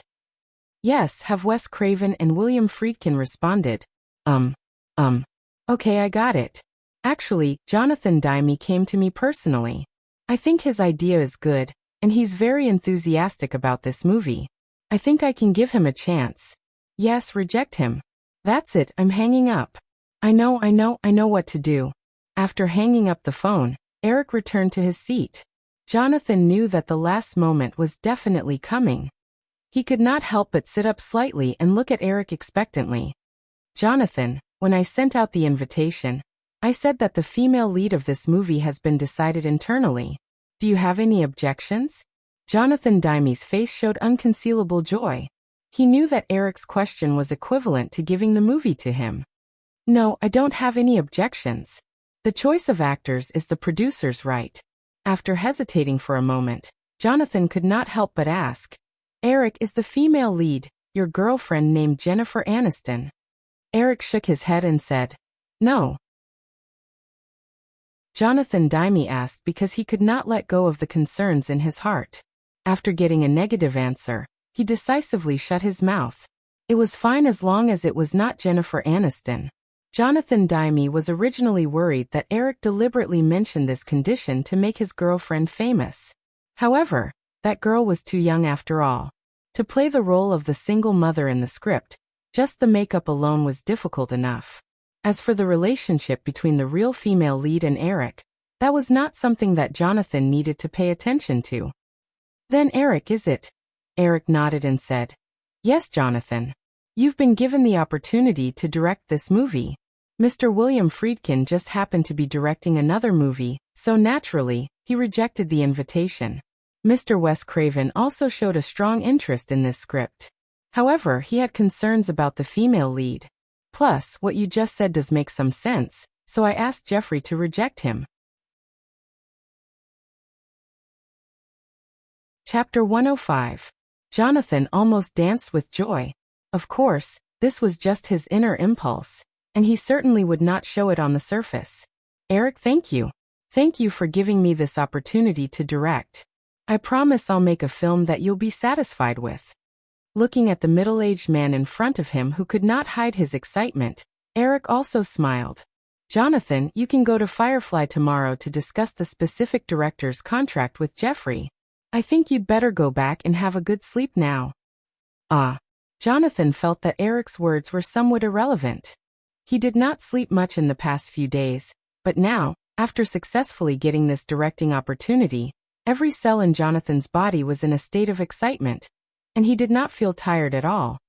"Eric, I'm not tired. Maybe we can continue to talk about this movie? I still have a lot of ideas," Jonathan said as he patted the thick stack of documents in front of him. Eric shook his head firmly. "Jonathan, I understand the effort you've put in to get this opportunity. Maybe you haven't looked in the mirror carefully these days, right?" Jonathan touched the stubble on his face. "Sorry, Eric, I just washed my face when I came out. I didn't have time to shave." "No," Eric said. "It's not about that. It's about your eyes. Your eyes are bloodshot. This is caused by staying up too late. So listen to me, go back and have a good night's rest. Your health comes first." At Eric's insistence, Jonathan Demme had to get up and go home. Eric also drove away from the coffee shop. The next day, Jonathan signed a director's contract with Firefly. Regarding Jeffrey's offer of a director's fee of $500,000 and no share of the profits, Jonathan signed without hesitation, because this opportunity was the most important for him. Once Scary Island was successful, he could completely get rid of the previous B-movie circle and step into a new world.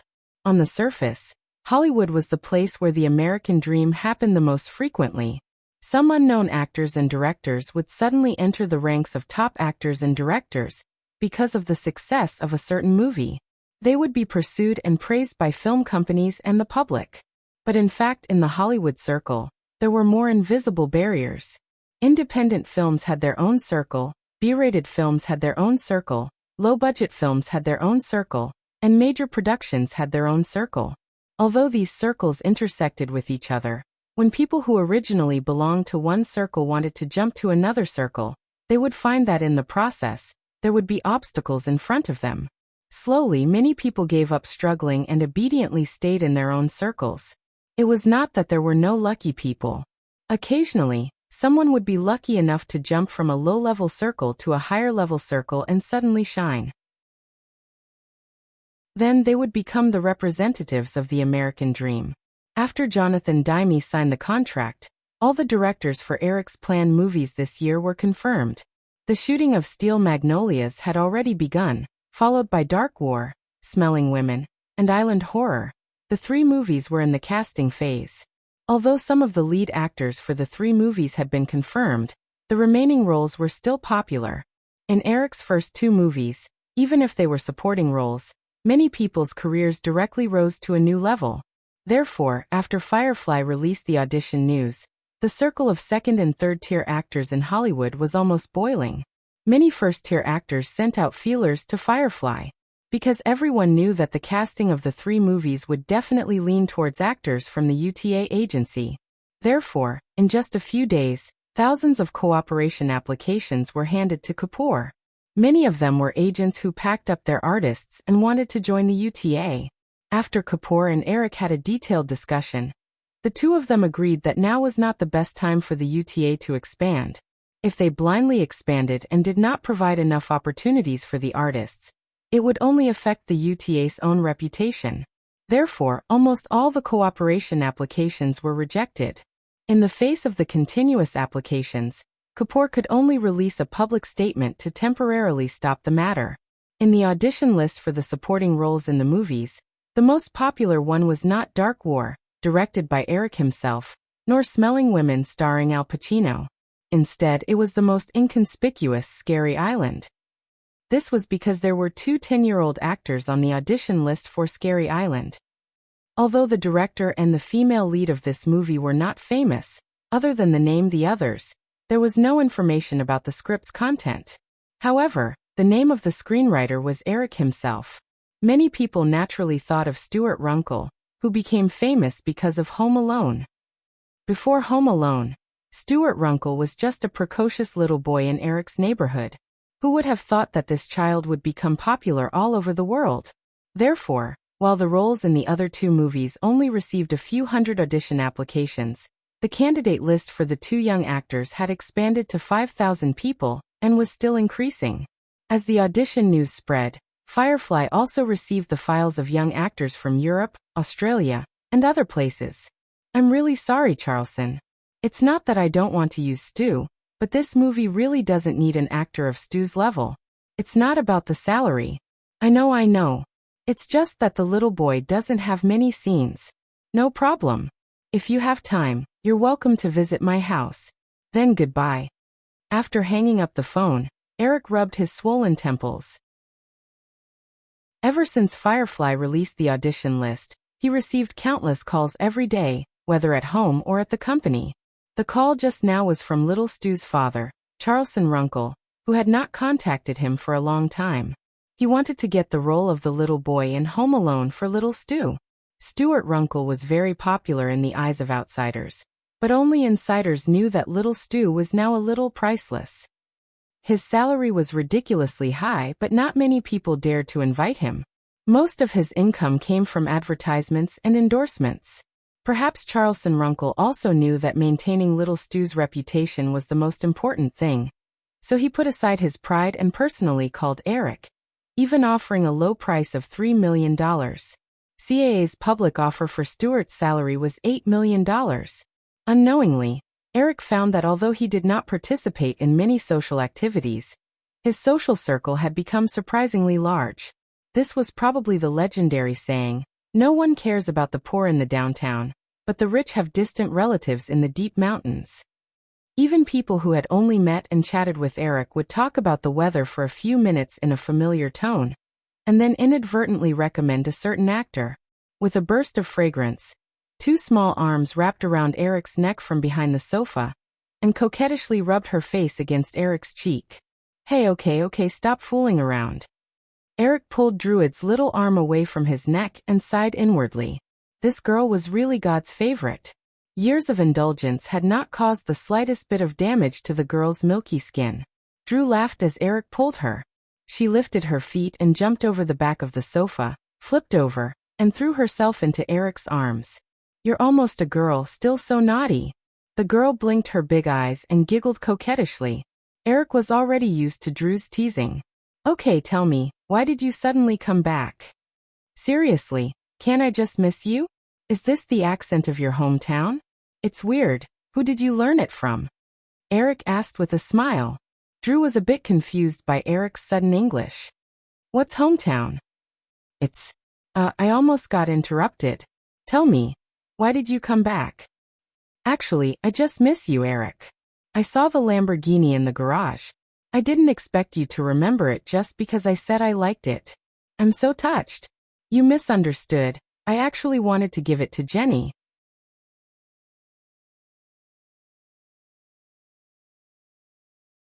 Chapter 106. A Man Who Doesn't Mean What He Says. Drew pouted. I'll forgive you. Eric knocked the girl's head out of habit. Then should I thank you for your generosity? That's not necessary, Drew said.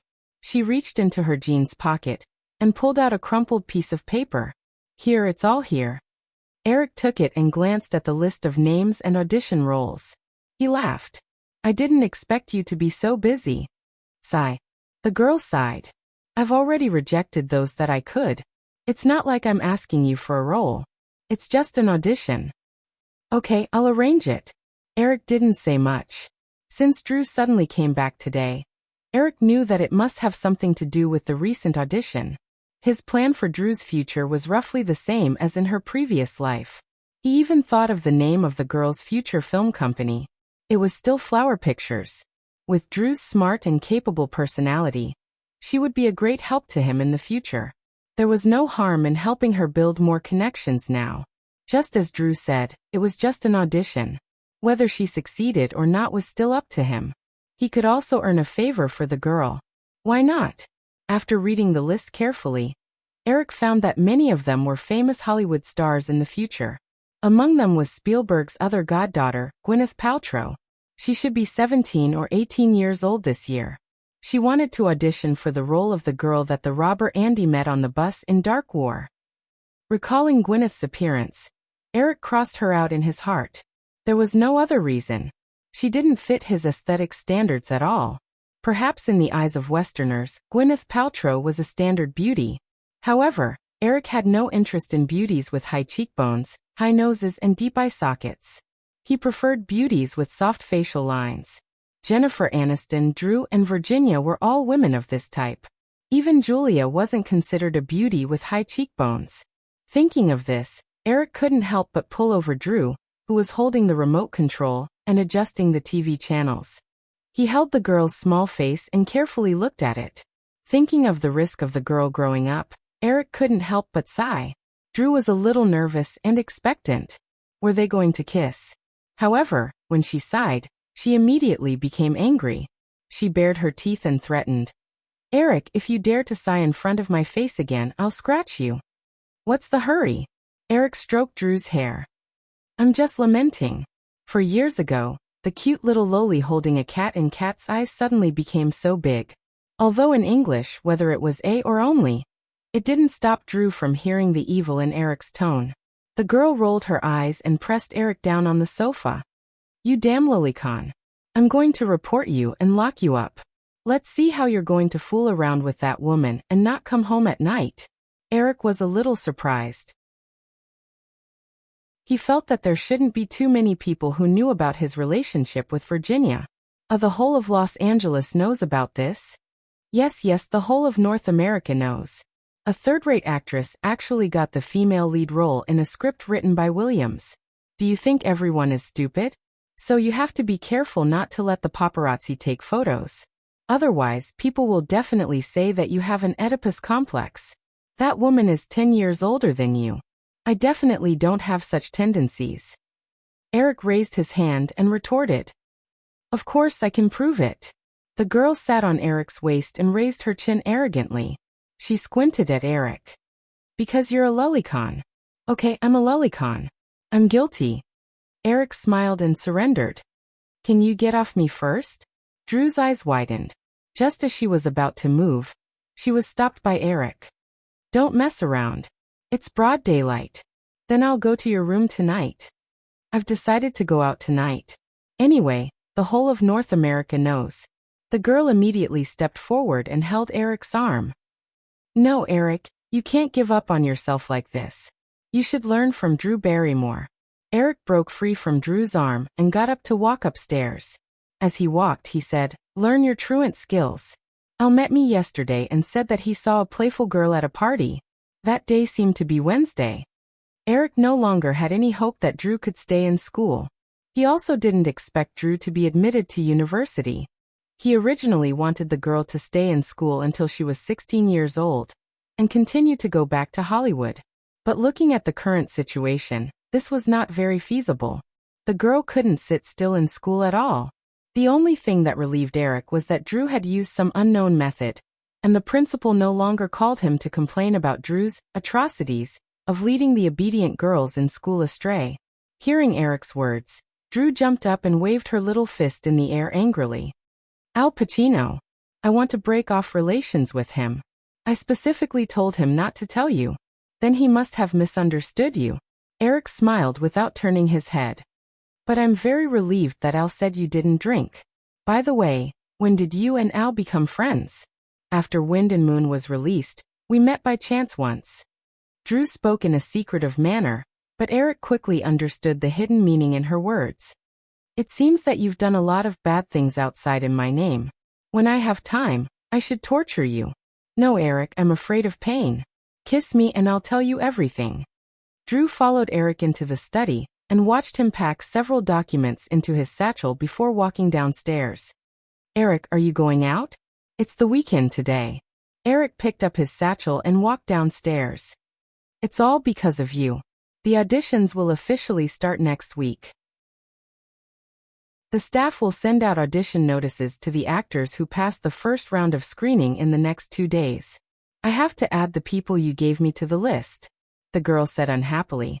But I still want you to take me to Malibu to see the address of our new house. What's there to see? It's still a wasteland. It'll take at least a year to build.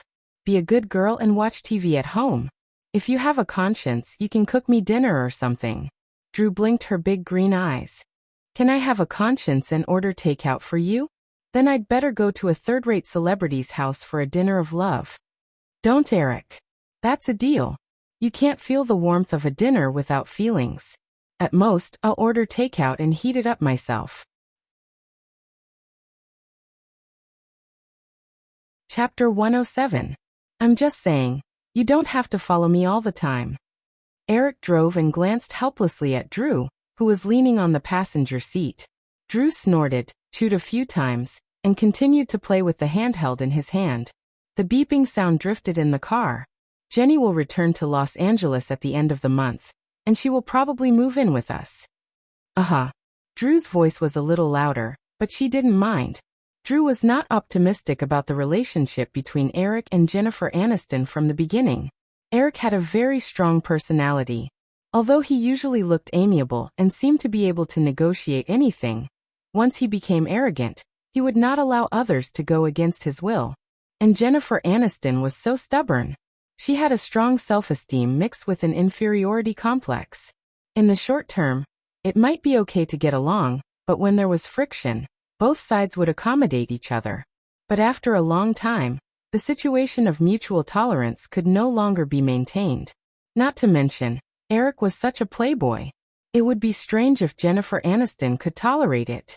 Drew often fantasized that she might be the most suitable one for Eric. She could tolerate and even indulge his strength, his playfulness, his everything. In order to get along better with him, Drew, who was dizzy whenever she read, deliberately read a lot of books on personality psychology, just to understand him better. Although she loved him, the kind that could give up everything for him, she knew that he would not belong to her in the end. It was really sad to think about it. The reason why she pestered him today was not that she was jealous. Okay, she was a little bit jealous. But more than that, she just wanted to show her existence to him. She knew that he must understand. He was so smart, how could he not understand? She just wanted a little more. She was not greedy at all. It was Drew's first time at the headquarters of Firefly. Although she grew up in front of cameras, she did not know much about the internal operations of the film company. She was full of curiosity about everything here, so she specifically asked a female staff member who worked overtime on the weekend to show her around. She walked around the dubbing and editing rooms and played with the equipment curiously. But after all, Firefly was not a big film company. It took her more than 10 minutes to walk around. And then she stayed in the small screening room to watch the videotapes. She did not continue to harass Eric. After he asked someone to add the name given by Drew to the audition list, Eric looked through the list of actors who had passed the first round of screening. After looking through a few pages, he saw that the actors on the list basically met the screening criteria he listed. As for whether or not there were any private goods in it, there was no need to guess. Even he had added a lot of favors in it, let alone other people in the company.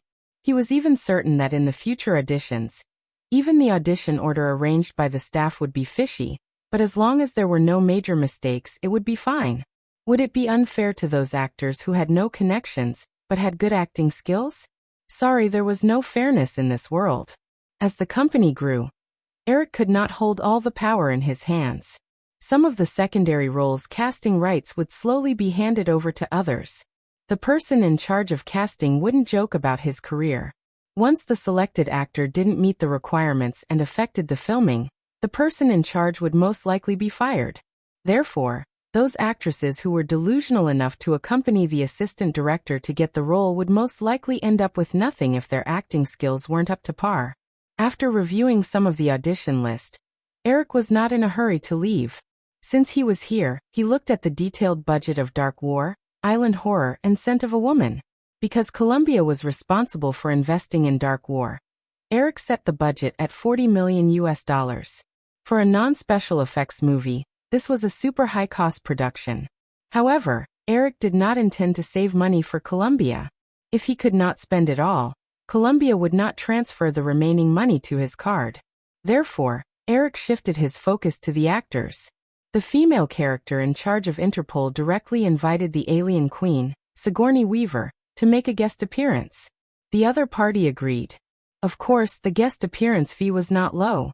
It did not matter, as it was not his money.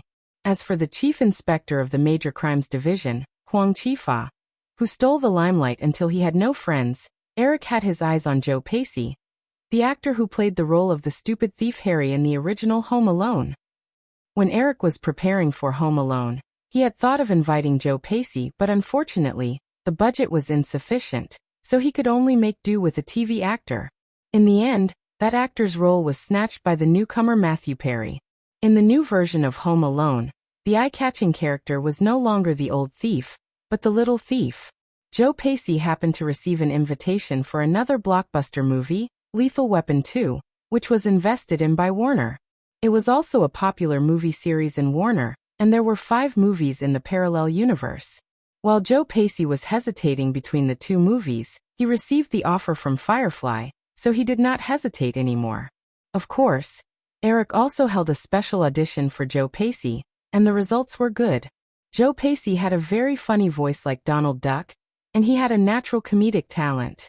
He just did not know if Tom Hanks, who was equally good at acting, would be overshadowed in the future. As for the other supporting roles in Dark War that had not been chosen yet, Eric had also set the standard for second or third tier actors. If they did not have the acting experience of 2 or 3 movies and no connections, they would be directly rejected and not even qualified for the audition. On the other hand, Eric personally invested in Smelling Women and Island Horror with a much smaller budget. The investment budget for Smelling Fragrance was set at $10 million. Al made this movie mainly for the Oscars, so he only received $3 million. As for Island Horror, its budget was only $5 million US. Jonathan Demme's director's fee was $500,000 US, and Virginia's salary was the same as Julia's in Wind and Moon, $300,000 US. Because all the scenes of the movie were set in an old English house, the remaining funds were more than enough to complete the shooting. After reading the long budget of the 3 movies, Eric stretched and looked at his watch. It was already 6 in the evening, so he got up and was about to leave. He asked the staff who stayed behind and learned that Drew had left early. The little girl was so tactful that Eric felt embarrassed not to go home at night. After calling Virginia to inform her that he would not be going over tonight, Eric drove back to the mansion in Beverly Hills. The girl was obviously happy to see him back, but she still ate takeout for dinner. Eric had been busy the whole afternoon and was too lazy to cook. Drew had no talent in cooking at all, so it was not like she couldn't cook. Although she was not stupid to the point where she couldn't distinguish between salt and sugar, or sauce and vinegar, the food she made was hard to swallow. Eric, why don't we hire a chef? Drew was obviously tired of eating takeout pizza, so she suggested on a whim at the table. Eric cut a piece of pizza and stuffed it into his mouth. He nodded and said, "It's best to hire a few maids. I prefer Japanese uniforms. What about you?" "I like." Drew just started to say something. Then she shut her mouth and glared at Eric. "You're really a possessive male creature. Even if the territory is empty, you don't allow any one of your kind to appear." TSK. Eric looked at the girl curiously. "I didn't expect you to say something so reasonable. I really underestimated you." Drew pouted, lowered her head, and continued to eat dinner, ignoring Eric. Chapter 108. Motorola agreed to pay $3 million US in sponsorship fees, but the premise is that the male leads must be Tom Cruise and Tom Hanks, who were previously revealed. Lamborghini's sponsorship offer this time is a one-time payment of $800,000 US. The other party has learned their lesson and no longer accepts the rule of fluctuating sponsorship fees based on box office sales. As for the others, Ray-Ban sunglasses offered $500,000 US, asking for more than 5 seconds of close-up shots with the Ray-Ban sunglasses logo in the movie. Hershey's Chocolate and Candy Company also offered $500,000 US to buy out the product placement of the box bomb. In the conference room, Jeffrey's tone was filled with excitement as he read out the offers of the various sponsors who were interested in buying product placement advertisements one by one. In fact, Eric also had the same document in his hands, but Jeffrey couldn't help but read it out loud. He was too happy. If all the offers on the document were finalized, it meant that Firefly had made a profit of more than $6 million US before the movie even started shooting. In this era, there were more than 500 movies in Hollywood that had the opportunity to appear on the cinema screens every year. But even if the peripheral profits such as videotape broadcasting rights were included, there would be no more than 50 movies that made a profit of $6 million US. Eric reviewed his own opinions on the advertising offers one by one, then closed the folder and handed it to Jeffrey. "Okay, Jeffrey, you're so happy with just a sponsorship of more than $6 million US? Only more than $6 million US." Jeffrey raised his head in dissatisfaction and repeated Eric's words.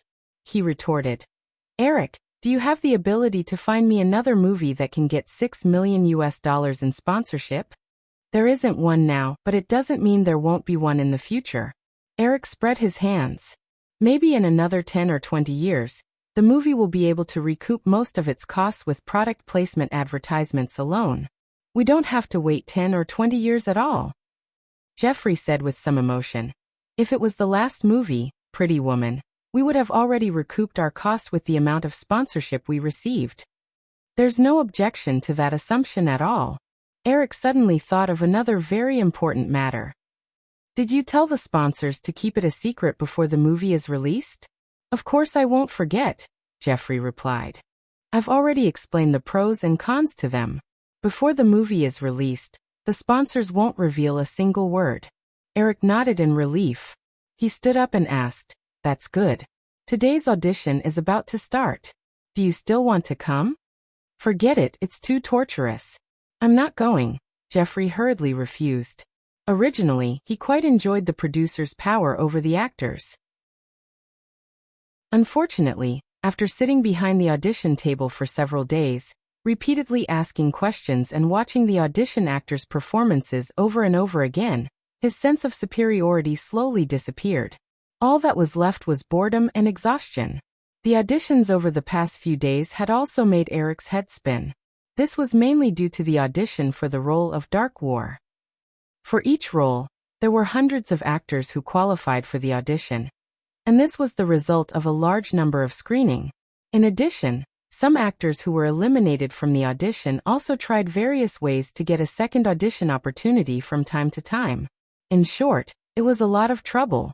Eric had already decided to hand over the auditions for Island Horror and Smelling Women to the two directors, Jonathan Demme and Martin Braister. He planned to let the two directors choose 10 or fewer candidates first, and then he would go through the third round of auditions. It would be much easier that way. The only thing that was better than the auditions for various villains a few days ago was that today's audition was for the role of Yo-Yo, the girl Andy met on the bus. She was the third party who was teased by his gay friends or fake gay friends as the third party who came between Andy and Sean's pure and beautiful relationship. Of course, this was just a joke. Although the two protagonists in Dark War were very cool when they acted, overall, it was a sad and cold story. If the chief inspector of the Key Case Investigation Unit, Huang Chifa, was the touch of happiness in the story, then Yo-Yo was the touch of warmth. In a story, there were all kinds of emotions like joy, anger, sorrow, and joy, just like life. Eric had set the standard for this role to be between 18 and 30 years old. A beautiful woman with the temperament of a workplace beauty. Therefore, today's audition process would be very pleasing to the eye. A girl walked out of the audition room and gently closed the door. After she turned around, the expression on her face quickly disappeared. She ignored the curious gazes in the corridor and carried her bag to her agent, who was waiting not far away. The two whispered a few words before walking out. The staff walked out and read out another name. Another girl was called in, and the next one was herself. Gwyneth Paltrow took out the makeup mirror in her bag and checked her makeup again. She was born in 1972 and was only 17 years old. According to the standard set by Eric, Gwyneth would not even have the opportunity to audition. However, this was not a problem for her, because she knew Drew, who was very close to Eric Williams. Both of their godfathers were Steven Spielberg. That little B***TCH was said to have been kept by Eric Williams. She was becoming more and more useless. Gwyneth's father was a producer, and her mother was a famous film and television actress. Her family background was 100 times better than Drew's. She had looked down on Drew, who pretended to be cute because of his young face. Even at the Spielberg family gatherings, Gwyneth rarely greeted Drew. She preferred to interact with people of the same age as her family background, which would be helpful for her future development. However, when she found out that there was a chance to work with big names like Eric Williams, Tom Cruise, and Tom Hanks, Gwyneth, who was preparing to join Hollywood, was immediately tempted. If she could get this role, her career in Hollywood would have a higher starting point than those small actors who had worked hard for many years. Therefore, without hesitation, Gwyneth immediately contacted Drew, hoping that he could help her get an audition opportunity. Although she was not close to Drew before, they did not have any grudges. That little B***TCH was coaxed by a few words of mine and agreed. She was so easy to fool. Gwyneth thought with contempt. In less than 5 minutes, the girl who had just entered walked out with a disappointed expression. The eyes of all the actresses waiting in the corridor lit up. There was one less contender. Next, Miss Gwyneth Paltrow. Gwyneth hurriedly stood up, took a deep breath, and adjusted her state of mind. She walked into the audition room with a faint smile and sat down on the chair. She looked straight ahead confidently and looked at the blonde young man sitting in the middle with his head lowered, writing something. That was Eric Williams. He was indeed handsome. Gwyneth's heart raced. She could not help but wonder if he would invite her to dinner. Perhaps she should reject him first to show her restraint. Men were too easy to get. She was very confident in her looks. After more than 10 seconds, the young man looked up with a smile. "Hello, Miss Paltrow. Introduce yourself first." After a brief exchange of glances, Gwyneth could tell that Eric Williams definitely knew who she was. This made her a little excited. It seemed that the little B*TCH was still useful. At least he didn't treat her as a stranger. Hello everyone. My name is Gwyneth Paltrow. I'm 17 years old this year and graduated from. After a short self-introduction, Eric asked, Miss Paltrow, according to the information, you have no experience in acting before. How do you think you got this role? Gwyneth still had a smile on her face. She had prepared herself for this question, so she answered unhurriedly, because I was born into an acting family. My mother is an actress. When I was very young, I started helping my mother rehearse her lines. Under such circumstances, I've always maintained a strong interest in acting. Since middle school, I've always been the backbone of the school's drama club. I've participated in many famous stage plays and accumulated a wealth of acting experience. After Gwyneth finished speaking, the judges opposite her nodded at the same time. Miss Paltrow, do you believe in love at first sight? The other person threw out another question. Gwyneth was stunned for a moment. She had no idea why the other party asked this question. As a Westerner who was prone to hormonal sparks, Gwyneth believed in love at first sight. However, she felt that if she answered the question like that, it would make her seem rash. The other person did not rush her. Gwyneth thought for half a minute before saying, No, I don't believe in love at first sight. Compared to that, I'm more willing to accept sincere feelings developed through long periods of interaction.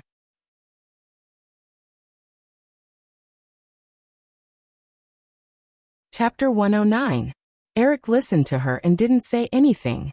He lowered his head and made a note on the file. This reaction made Gwyneth a little uneasy. She felt that her answer should have been appropriate. However, the person opposite her didn't give her time to think. After asking a few more questions, the performance began. The staff brought over a bench that could seat 2 people. An assistant explained, Miss Paltrow, the scene you're going to perform is like this. On the bus, a strange man suddenly sits next to you. He's very handsome, and a woman's heart will flutter when she sees him. However, you see a gun in his open collar. The man holds you hostage and wants you to pretend to be a couple to fool the police. You don't dare to resist and can only let him do what he wants. Miss Paltrow, you don't have any lines. You can only rely on your expression and body language to express your emotions. You have 1 minute to prepare. No lines at all. This is too difficult. This thought popped into Gwyneth's mind. However, she knew that she had no other choice. She quickly adjusted her mentality and prepared for the performance. A minute later, Gwyneth sat down on the bench and indicated that she was ready. The assistant reminded her that the music had stopped and the performance was over. At the same time, another staff member pressed on the player. A light piano piece began to play. The piece was the piece that repeatedly appeared during the bus encounter in the original version. It was called Speechless Love. In his previous life, this piece was suspected of plagiarizing a piece by the Greek musician Vangelis in 1995. The original soundtrack wasn't released. Now that Eric had copied this piece, there wouldn't be any copyright issues. In the future, he could release the original soundtrack without any qualms. Gwyneth sat there quietly. After a while, a staff member sat down next to her. Gwyneth frowned slightly. She turned to look at the man next to her. Her gaze landed on the man's open collar. There was a gun there. Fear immediately appeared on Gwyneth's face. Her body made an obvious movement to hide. Eric frowned slightly. Gwyneth's expression was too exaggerated. However, he didn't interrupt her. The 2 of them continued to perform. As the music continued, the staff member who was acting as an extra put his arm around Gwyneth's shoulder and said, "Just don't make a sound." Gwyneth's body stiffened as she stared straight ahead. From Eric's vision, he could see that the girl's hand on her knee was trembling slightly. The staff member took off his glasses and put them on Gwyneth's, but the girl still did not react. She was like a puppet. There was supposed to be an action of taking out earphones, but because it was an impromptu performance, it was omitted. "Come closer," the staff member said again. Gwyneth leaned on the man's shoulder with an aggrieved expression. A moment later, Eric made a gesture, and someone immediately stopped the music. Gwyneth knew that her performance was over. She quickly straightened her back and smiled as she took off her sunglasses and returned them to him. "Miss Paltrow, thank you very much for your audition. You can leave now. We will inform you of the results as soon as possible." It's over just like that?" Gwyneth couldn't help but ask. Eric nodded and gestured for her to leave. Gwyneth had no choice but to take her handbag and leave the audition room. After closing the door, the girl immediately put away her expression and coldly walked through the crowd waiting for the audition. In the audition room, a few people quickly started to discuss. Alan Fissman, who was sitting beside Eric, asked, "What do you think, Eric?" Eric drew a cross behind Gwyneth's name. He didn't have any feelings for beauties like Gwyneth, not to mention that her acting wasn't very good. He casually explained, "No, her emotions are monotonous and her expression is superficial. It's very fake. Cotter, get ready to call the next one." Nick Frank, who was beside him, reached out to stop Cotter. "Eric, it's my turn now. Hey, I'm only 3, okay? Didn't we agree on a rotation of 10? The man who had just been an extra immediately retorted. Nick showed a pained expression and said, "Royce, I think you should stop acting. You're so ugly. The 3 girls just now were all affected by you and didn't perform well at all. This is simply killing someone's career." If it was Audrey Hepburn, even if there was a gorilla sitting next to her, she would still be able to perform. "Royce, you finally admit that you're not even as good-looking as a gorilla." Royce, who was indeed a little rough, but not ugly at all, said furiously, "Nick, if you continue to mock me like this, I'll tell everyone about what happened at the Brady bar that night." "Don't you dare." Eric slapped the table gloomily to stop the quarrel between the two. Nick was Eric's cameraman, and Royce was now the assistant director. The two of them were originally from Jeffrey's wife's team, and were very good friends. Such small quarrels happened every 2 to 3 days, so Eric wasn't worried that the two would really get into a conflict. But it was too annoying to continue arguing like this. The cause of the quarrel was the audition. Today's audition was full of beautiful women. Eric didn't find extras, but all the men present to play the role of Andy the Robber. It was a little benefit for the crew who had been working with him for so many days. He didn't expect that he had underestimated the hormonal restlessness of this group of animals. At the beginning of the audition, there was a very sexy Latin girl with a full body. When it was time for a cameo, it was Eric's assistant, Alan Fissman's turn, but Nick directly jumped up. Because there were outsiders present, Alan could only stare. "Stop arguing, I'm having a headache." Royce, continue. "The rules are unchanged. If you quarrel again, I'll find extras. No one will act." Eric still had a lot of prestige, or maybe the threat at the end worked. Both Nick and Royce immediately shut up and just gave each other the middle finger. After receiving Eric's signal, Cotter went out and called for the next audition. It wasn't until they walked out of Firefly's office that Gwyneth suddenly reacted. I should have thought of it." Gwyneth waved her hands frantically and kicked the trash can next to her, making a muffled thud. She finally realized why Eric asked about love at first sight. Combined with the performance just now, it was clearly a scene of 2 strangers meeting and falling in love at first sight. She thought she was smart enough to say that she didn't believe in love at first sight. She was so stupid. Also, during the performance just now, she only cared about showing fear and didn't show any emotion of love at first sight. Right, the staff seemed to have reminded her that the strange man was very handsome and could make a woman's heart flutter at first glance. It was all the staff's fault for being an extra. He was obviously ugly, but he still wanted to act as a handsome guy. If Eric Williams was sitting next to her, she would definitely feel her heart flutter. Gwyneth gritted her teeth as she thought about it. For some reason, she transferred her disappointment and anger to Drew. It was all that little B*****'''''''''''''''''''''''''''''''''''''''''''''''''''''''''''''''''''''''''''''''''''''''''''''''''''''''''''''''''''''''''''''''''''''''''''''''''''''''''''''''''''''ll so she must have seen the script of Dark Warfare fair. Gwyneth had even asked her about the contents of the script. If that little B************* had told her anything, she wouldn't have been unprepared. After venting her anger, Gwyneth happened to pass by a phone booth. "Oh right, maybe I can contact Drew Barrymore and see if he can help me get another audition. Next time. I will definitely be well prepared next time."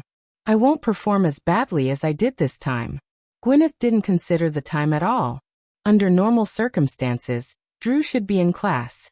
She looked for the address book in her bag, stuffed a coin into the pay phone, and dialed Drew's dorm number. After a few beeps, the call was connected. Hello. A sleepy girl's voice sounded from the other end, as if she hadn't woken up yet. Gwyneth changed into a friendly tone. Hi Drew, it's me Gwyneth. Hee, it's already 10, and you're still sleeping. I envy you.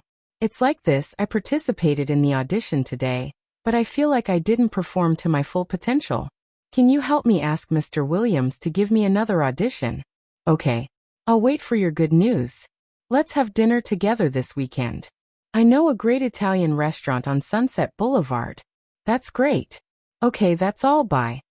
Gwyneth smiled until she heard the busy tone from the other end of the call. She slapped the phone back and said with a hint of contempt and jealousy, sleeping in the middle of the day. You must have gone out to fool around last night. I hope you'll be sold to an African mine by Eric Williams one day. Let's see if you can still keep that seductive face of yours.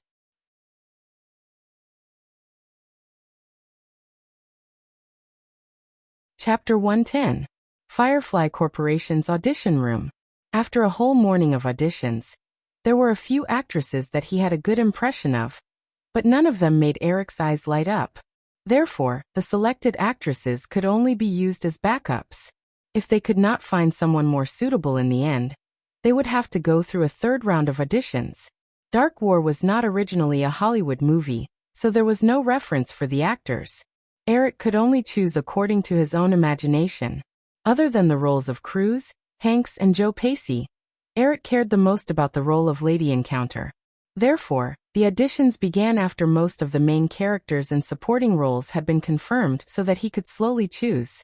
This was also the role that received the most applications after the public auditions for Dark War. Although there were not many scenes, it was the female lead. Therefore, it even attracted the interest of a few A-list actresses. Because there were not many scenes, a few A-list actresses who expressed their intention to participate in the movie agreed to participate for free, just to make their presence known in this highly anticipated movie. Unfortunately, Eric rejected them after looking at their information because there was no one he liked. The current cast of Dark War was already very strong, so there was no need to accommodate A-list actresses who did not fit the image to add flowers to the brocade.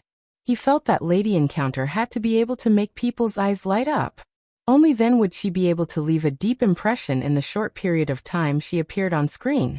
This was something that the actress in his previous life did not do. She only made the audience remember that there was such a warm encounter on the bus in Dark War. But the actress herself was not remembered. Although that actress had acted in a lot of films in the year after Dark War to make her presence known, she was still not very popular. The auditions in the afternoon were still not very popular, but there were a few more names on the backup list. After a busy day, Eric returned to his mansion in Beverly Hills. In the empty mansion, the television in the living room was playing the news program out of boredom. He busied himself in the kitchen for a while, preparing a simple dinner, then went to the living room to slowly enjoy it. Eric didn't like being alone. In his previous life, he was a very lively person. Unfortunately, after coming to this world, Eric inexplicably fell in love with this kind of atmosphere. This kind of situation calmed his heart and allowed him to calmly think about many things. He was sure that everything was not a dream, but real. That was why Eric had rejected Drew's suggestion to hire a few servants last time. Of course, it was also possible that there was some kind of primitive and instinctive territorial consciousness hidden deep in his personality. After dinner, he was cleaning up the tableware when he heard the phone ringing in the living room. He picked it up, but the owner's voice did not immediately come from the other end. Instead, there was the sound of a group of girls playing. Eric could vaguely hear Drew's voice. He smiled and waited patiently for a while. In the girls' dormitory, Drew was in high spirits. She was a typical night owl. As she had no plans to sneak out to play tonight, Drew was still wearing her pajamas. After knowing that Drew was calling Eric, the girls in the girls' dormitory came over curiously. They had always been curious about the relationship between Drew and Eric. Drew punched and kicked the group of gossipy girls and chased them out. After locking the door, she returned and picked up the phone again. Eric, it's me. I want to ask about Gwyneth Paltrow's audition today. Eric said honestly, her performance wasn't very good. Drew, did Gwyneth ask you to ask? Yes. When the girl heard Eric's comment, her expression did not change at all. No wonder after the audition today, she called me in a hurry and wanted me to give her another audition. So that's the reason. I think the result will be the same if she tries again. Also, her image is too different from the character's setting. Otherwise, we can let her try again. Anyway, this role doesn't require much acting skills. Drew, are you close to Gwyneth? If that's the case, I can help her look for roles in future movies. Forget about Dark War. No, of course not. Drew quickly rejected. My relationship with her is very ordinary. Eric was puzzled. Aren't both of you Spielberg's goddaughters? That's the only thing we have in common. Drew's tone became a little tired. Gwyneth's father is a movie producer, and her mother is a big star. She has lived a carefree life since she was young. When I saw her a few times at her godfather's house, Gwyneth was as proud as a princess, surrounded by a bunch of little kids. Unlike me, who was only a few months old when my mother took me to shoot commercials to make money for the family. Actually, Gwyneth looks down on me. If she didn't need my help this time, she would never have taken the initiative to contact me. Drew's simple words made people feel a little sad.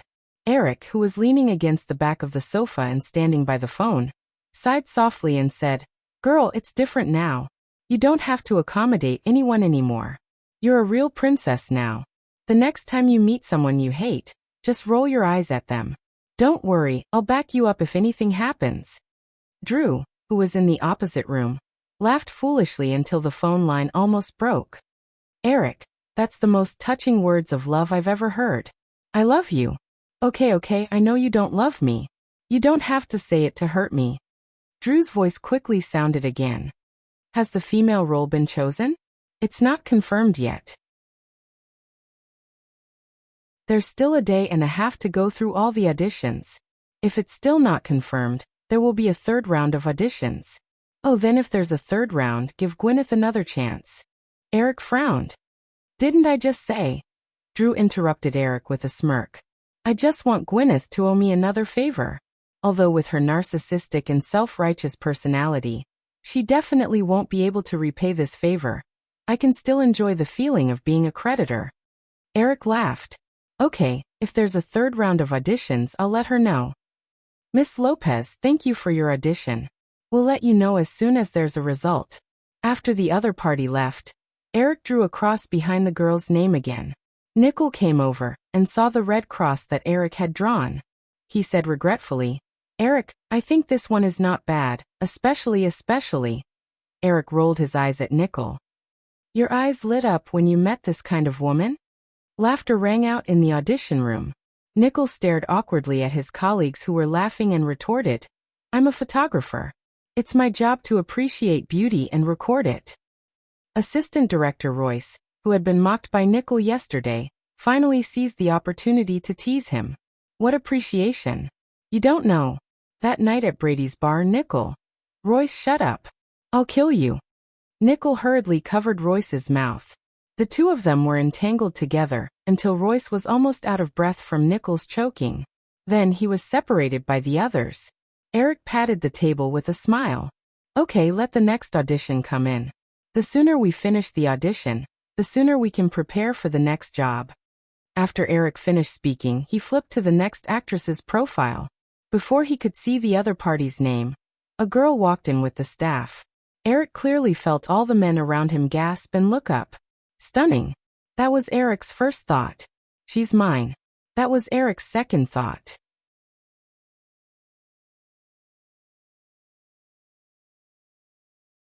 Chapter 111.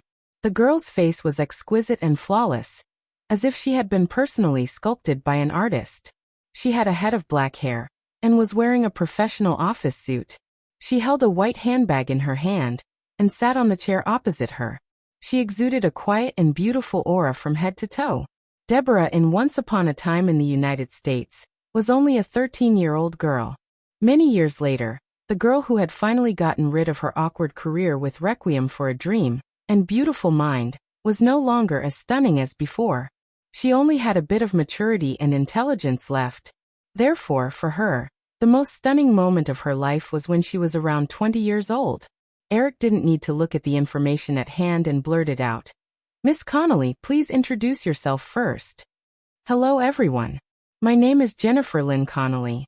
I'm 19 years old this year and I'm currently studying English literature at Yale University." The girl's voice was slightly hoarse.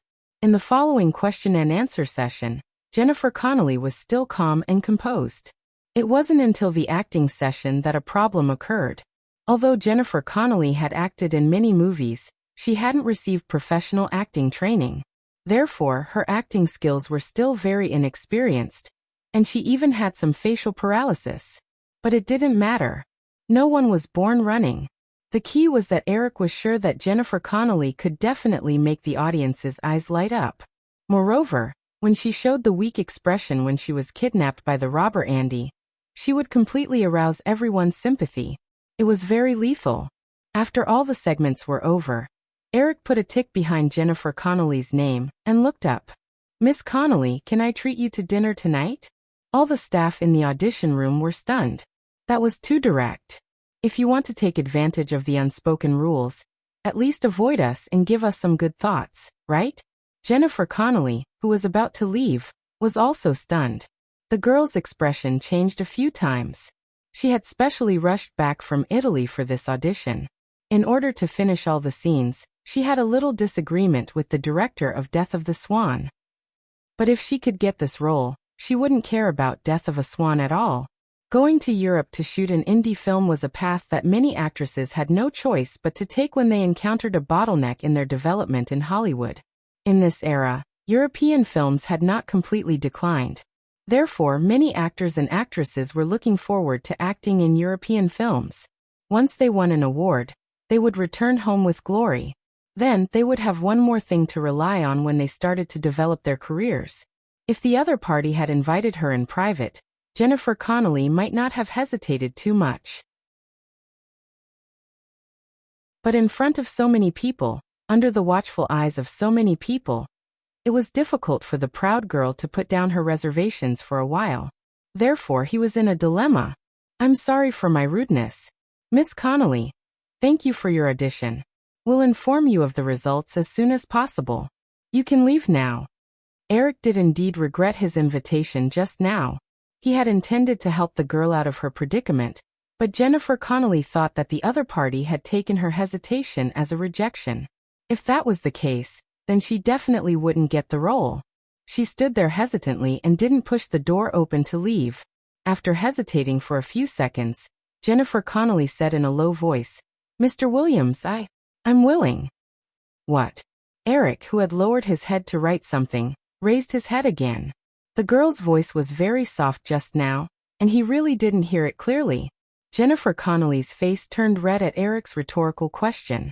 In front of so many people, she really didn't want to say it again. Nickel couldn't help but remind him, "Hey Eric, don't go too far. The girl has agreed." Eric reacted and quickly nodded. "That's great, Miss Connolly." Eric quickly wrote a series of numbers on a piece of paper and handed it to the girl. He said 7 o'clock in the evening. "I hope Miss Connolly can contact me at that time. I'll pick you up." After all, the audition has to continue. Many girls are still waiting.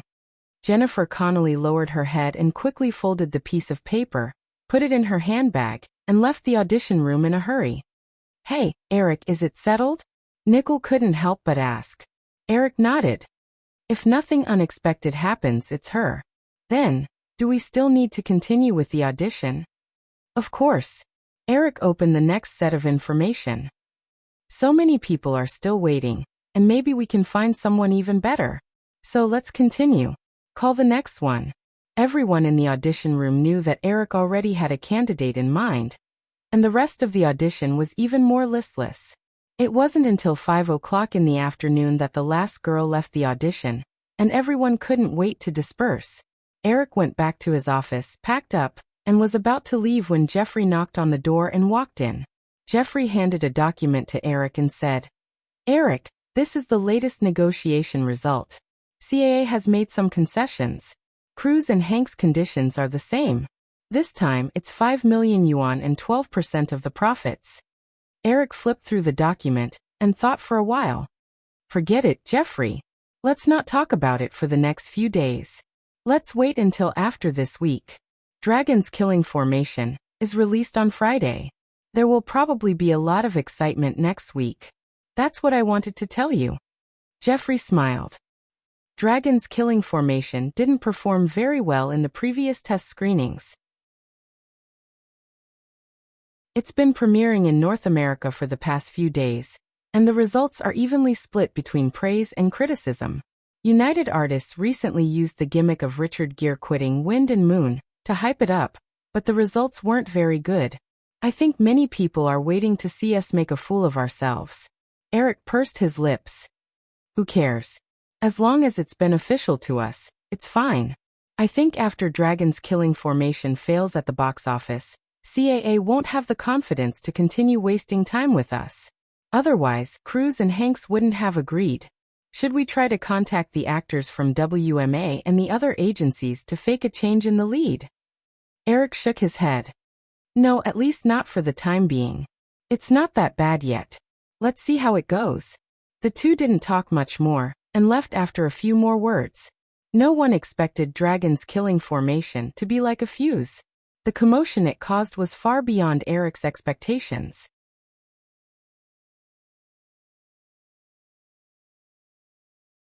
Chapter 112. The purple Lamborghini Ghost stopped at the entrance of the hotel. Eric got out of the car and saw Jennifer Connelly standing outside the hotel. At this time, there was another middle-aged man in his 30s standing beside her. Eric walked up. The two people in front of him quickly noticed him and came up to him together. Jennifer Connelly had changed into a light blue dress and forced a smile at Eric. The middle-aged man beside the woman took the initiative to step forward enthusiastically. He extended his hand and introduced himself. Mr. Williams, nice to meet you. I'm Miss Connelly's manager, Jim Lester. Nice to meet you, Mr. Lester. Eric politely shook the man's hand, and then turned to Jennifer Connelly. Miss Connelly, let's go. I've already booked a restaurant. The woman looked at her manager for help. Eric's gaze and tone were too invasive. It was as if he had already treated her as his personal property. She had started her career at the age of 13. Because of her perfect and stunning appearance, she had encountered all kinds of covetous eyes on her more than once. However, none of them were like Eric, who was full of unreasonable possessiveness. She felt that if she were to let him be alone with her, then all the social skills she had learned to deal with men would be useless. Eric followed the woman's gaze and looked at Jim Lester, who was standing at the side. Mr. Lester, do you want to come with us? Lester did not dare to look directly at Jennifer Connelly's pleading eyes. He smiled and shook his head at Eric. Of course not, Mr. Williams. How could I interrupt your date? At this point, the middle-aged man waved his hand and made a meaningless gesture. He asked hesitantly, Mr. Williams, can you tell me the result of Jenny's audition today? Hearing Lester's nickname for Jennifer Connelly, Eric felt weird, but he still said directly, if nothing goes wrong, the role will go to Miss Connelly. Even Jennifer Connelly, who was wary of Eric, could not help but raise her head and look at Eric in surprise, not to mention the ecstatic Lester. The girl's manager was also a smooth and slick person. As a man, he could see the determination in Eric's eyes. Therefore, he understood that Eric would definitely support her in the future. Given Eric Williams's style, he would try to poach the actors he fancied to his own agency. As the agent of a C-list actor, Lester knew that if he didn't take the initiative to seize this opportunity, he didn't know when he would encounter such a good opportunity again. It's like this, Mr. Williams. I think UTA is an agency with a lot of potential, so I want to jump ship with my artists. What do you think? Jennifer Connelly looked at her agent in surprise. Lester didn't mention this to her at all, which made her a little dissatisfied with Lester's decision. But in front of Eric, she didn't immediately flare up. At the same time, she looked at the young man in front of her with some worry. Of course, she knew that UTA was Eric's personal property. Once Eric agreed, For the sake of the role in Dark War, she wouldn't have any room to refuse. But deep down, she was against joining UTA. It wasn't that she didn't think highly of UTA, but if she did, it would make her feel like a lamb in a tiger's den. Eric also noticed Jennifer Connelly's surprised and worried expression. He looked at the short and fat middle-aged man in front of him with interest. "Mr. Lester, you are a smart person. You know how to seize the opportunity and make the right choice," Eric said after a moment. He did plan to poach Jennifer Connelly to UTA, and still let Kapoor guide her personally. But since the girl's agent took the initiative to bring up the matter of job hopping, Eric was happy to save himself the trouble. Since Lester wanted to continue guiding the girl, then let him try. After all, Eric couldn't put all the people he thought highly of under Kapoor's name. No matter how energetic Kapoor was, he wouldn't be able to handle it all. If Lester couldn't prove his ability in the future, he would still be fired. "Right, how many artists do you have under you now?" Eric remembered Lester's words and asked. "4, including Jenny," Lester immediately answered. Lester said immediately. Lester seemed to want to introduce the other 3, but Eric waved his hand and interrupted him. "Give up on the other 3. You brought Miss Connelly to UTA alone. I only have eyes for Miss Connelly. I don't need the other 3 burdens." The struggle in Lester's eyes disappeared in a flash. He had a good relationship with the actors under him. Among the other 3 actors, one of them was his friend's brother who specially asked him to do it. But when he thought about his future, Lester still made a decision within 5 seconds. "No problem, Mr. Williams." After this matter was settled, Lester tactfully took the initiative to leave, and left Jennifer Connelly with Eric. After starting the car, Eric saw the dazed girl in the front passenger seat, and suddenly leaned over. Jennifer Connelly noticed Eric's action, and immediately raised her hands in front of her to protect herself. She asked in horror, What are you doing? Look at how scared you are." Eric pursed his lips and reached over the girl to pull the seatbelt on the front passenger seat. "I don't know how to drive this car, so it's safer to put on the seatbelt." "I can put it on myself," Jennifer Connelly said and reached out to grab the seatbelt. In her panic, she grabbed Eric's big hand and immediately pulled back as if she had been electrocuted. After putting on the seatbelt, Eric sat up straight, but didn't start the car immediately. Instead, he turned his head to look at the girl who was fidgeting in the front passenger seat. "Are you afraid of me?" After a while, Eric finally asked.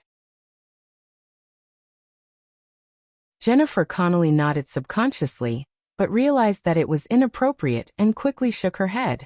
"Mr. Williams, I didn't mean it that way. You can call me Eric."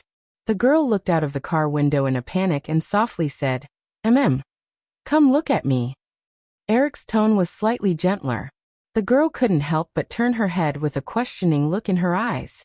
Eric reached behind the girl and held the back of Connelly's head. His body suddenly leaned forward again and kissed the girl's delicate red lips. Jennifer Connelly was instantly stunned by Eric's actions. Her eyes widened and her pupils contracted rapidly. "How can you do this?" The girl's first reaction was to slap Eric and get out of the car to leave. However, she found that she was firmly tied to the seat by the seatbelt and couldn't move. She hurriedly unfastened the seatbelt. Eric had already stepped on the accelerator and drove the Lamborghini onto the road. However, the girl still said, "Mr. Williams, please pull over. I want to get out of the car." "Don't make a fuss. Obediently fasten your seatbelt." I want to get out of the car," the girl stubbornly retorted. Eric was about to say something when a convertible Mercedes-Benz sports car suddenly drove in front of them. The punk youth in the car obviously crossed the median line and overtook the car in the opposite direction. Eric cursed and slammed the steering wheel to barely avoid the convertible body. However, the two cars still brushed past each other closely. The punk youth in the car may have seen the beautiful girl in the front passenger seat. When they passed by, they screamed and whistled at the Lamborghini. When the Mercedes-Benz disappeared from the rearview mirror, Eric realized that he was already in a cold sweat. He cursed again and glanced at the girl who was also in a state of shock. Eric's tone became a little serious. "Fasten your seatbelt." Jennifer Connelly didn't dare to resist this time. She also didn't want to play with her life. She obediently pulled out her seatbelt and fastened it. However, she stubbornly turned her head away from the person in the driver's seat. When they arrived at the entrance of a famous Italian restaurant in Beverly Hills, the doorman saw the gorgeous purple Ghost sports car and eagerly came over. Eric got out of the car, stuffed the keys and a tip to the doorman, and turned to the girl. Jennifer Connelly had already calmed down. After getting out of the car, she didn't leave in a huff. She reluctantly took Eric's arm and followed him to the restaurant. "Is salad enough? Why don't you order something else?" At the table, Eric heard the girl order and asked. Jennifer Connelly glanced at the waiter standing next to her and said in a low voice, "I'm on a diet." Eric didn't try to persuade her again. He ordered his own dinner and a bottle of red wine before returning the menu to the waiter. After the waiter left, Eric said, "Okay girl, can you smile? You're making me feel very guilty." "Do you still feel guilty?" The girl glared at Eric and said, "Don't talk to me in that old-fashioned tone, okay? You're only a few months older than me. It's really an honor. I didn't expect you to have already found out about my birthday. This will be very good for our future relationship. I also remember your birthday, December 12th. It's a very strange day, right?" Eric's words made the girl a little uneasy. "Where did you find out about my birthday?" "Files." Eric smiled and talked nonsense. He didn't have any psychological pressure when coaxing the girl. "I also know more about you. As early as 1984, when Once Upon a Time in America was released, I already knew the beautiful girl who was like an angel. Since then, I couldn't forget her. I didn't expect that one day she would appear in front of me alive.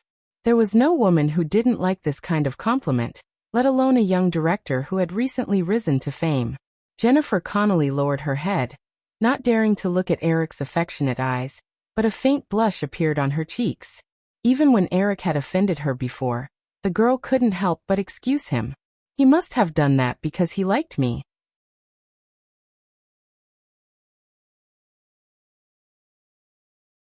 Chapter 113. Eric continued. After that, it was Sarah and Magic Maze. In order to see more of that angel girl, I bought a videotape, but unfortunately I lost it. "Oh, and your recent movie, Sisters. I also liked it." Seeing Eric smile when he mentioned the last movie, Jennifer Connelly was a little embarrassed. That was her first time trying to act on a larger scale, so she was criticized by a lot of conservative people. The reason was that after the box office failure of Magic Maze, no one asked her to act in a movie for a long time. Jennifer even tried to find some opportunities in Japan, where she shot a few commercials and released 2 albums, but it still didn't help her career in any way. After returning to the United States, in order to continue to stay in Hollywood, she was persuaded by her agent to shoot the youth comedy. After being fooled by Eric's sweet words, the girl gradually let down her guard and opened her mouth. The two people chatted back and forth, and their behavior became more and more intimate. After dinner, she intimately held Eric's arm all the way to the parking lot. Sitting in the Lamborghini again, the girl became nervous again. "What's next? Is he going to take me home? What should I do? Should I reject him?" "Maybe," but the girl scratched her handbag a few times and secretly glanced at Eric, who started the car. She just happened to meet his eyes and quickly looked away. Eric smiled and said, "How about we go watch a movie first?"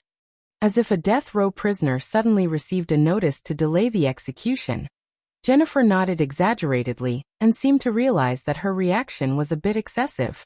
She smiled awkwardly. "You should smile more. I like to see you smile." Eric said, started the car and walked a few laps on the streets of downtown Beverly. He found a luxurious cinema and stopped the Lamborghini. He looked at the schedule and found that Dragon Killing Formation, which was released on Friday, was on public sale. It was probably a pre-screening arranged by the film company. He asked the ticket seller and just happened to have tickets, so he bought 2. "What is it?" When she saw Eric walking over, Jennifer looked at the movie tickets in his hand and said, "Dragon Killing Formation. I know, it's the movie starring Richard Gere. The newspaper also." After saying this, the woman suddenly shut her mouth. Eric smiled and held the girl's hand.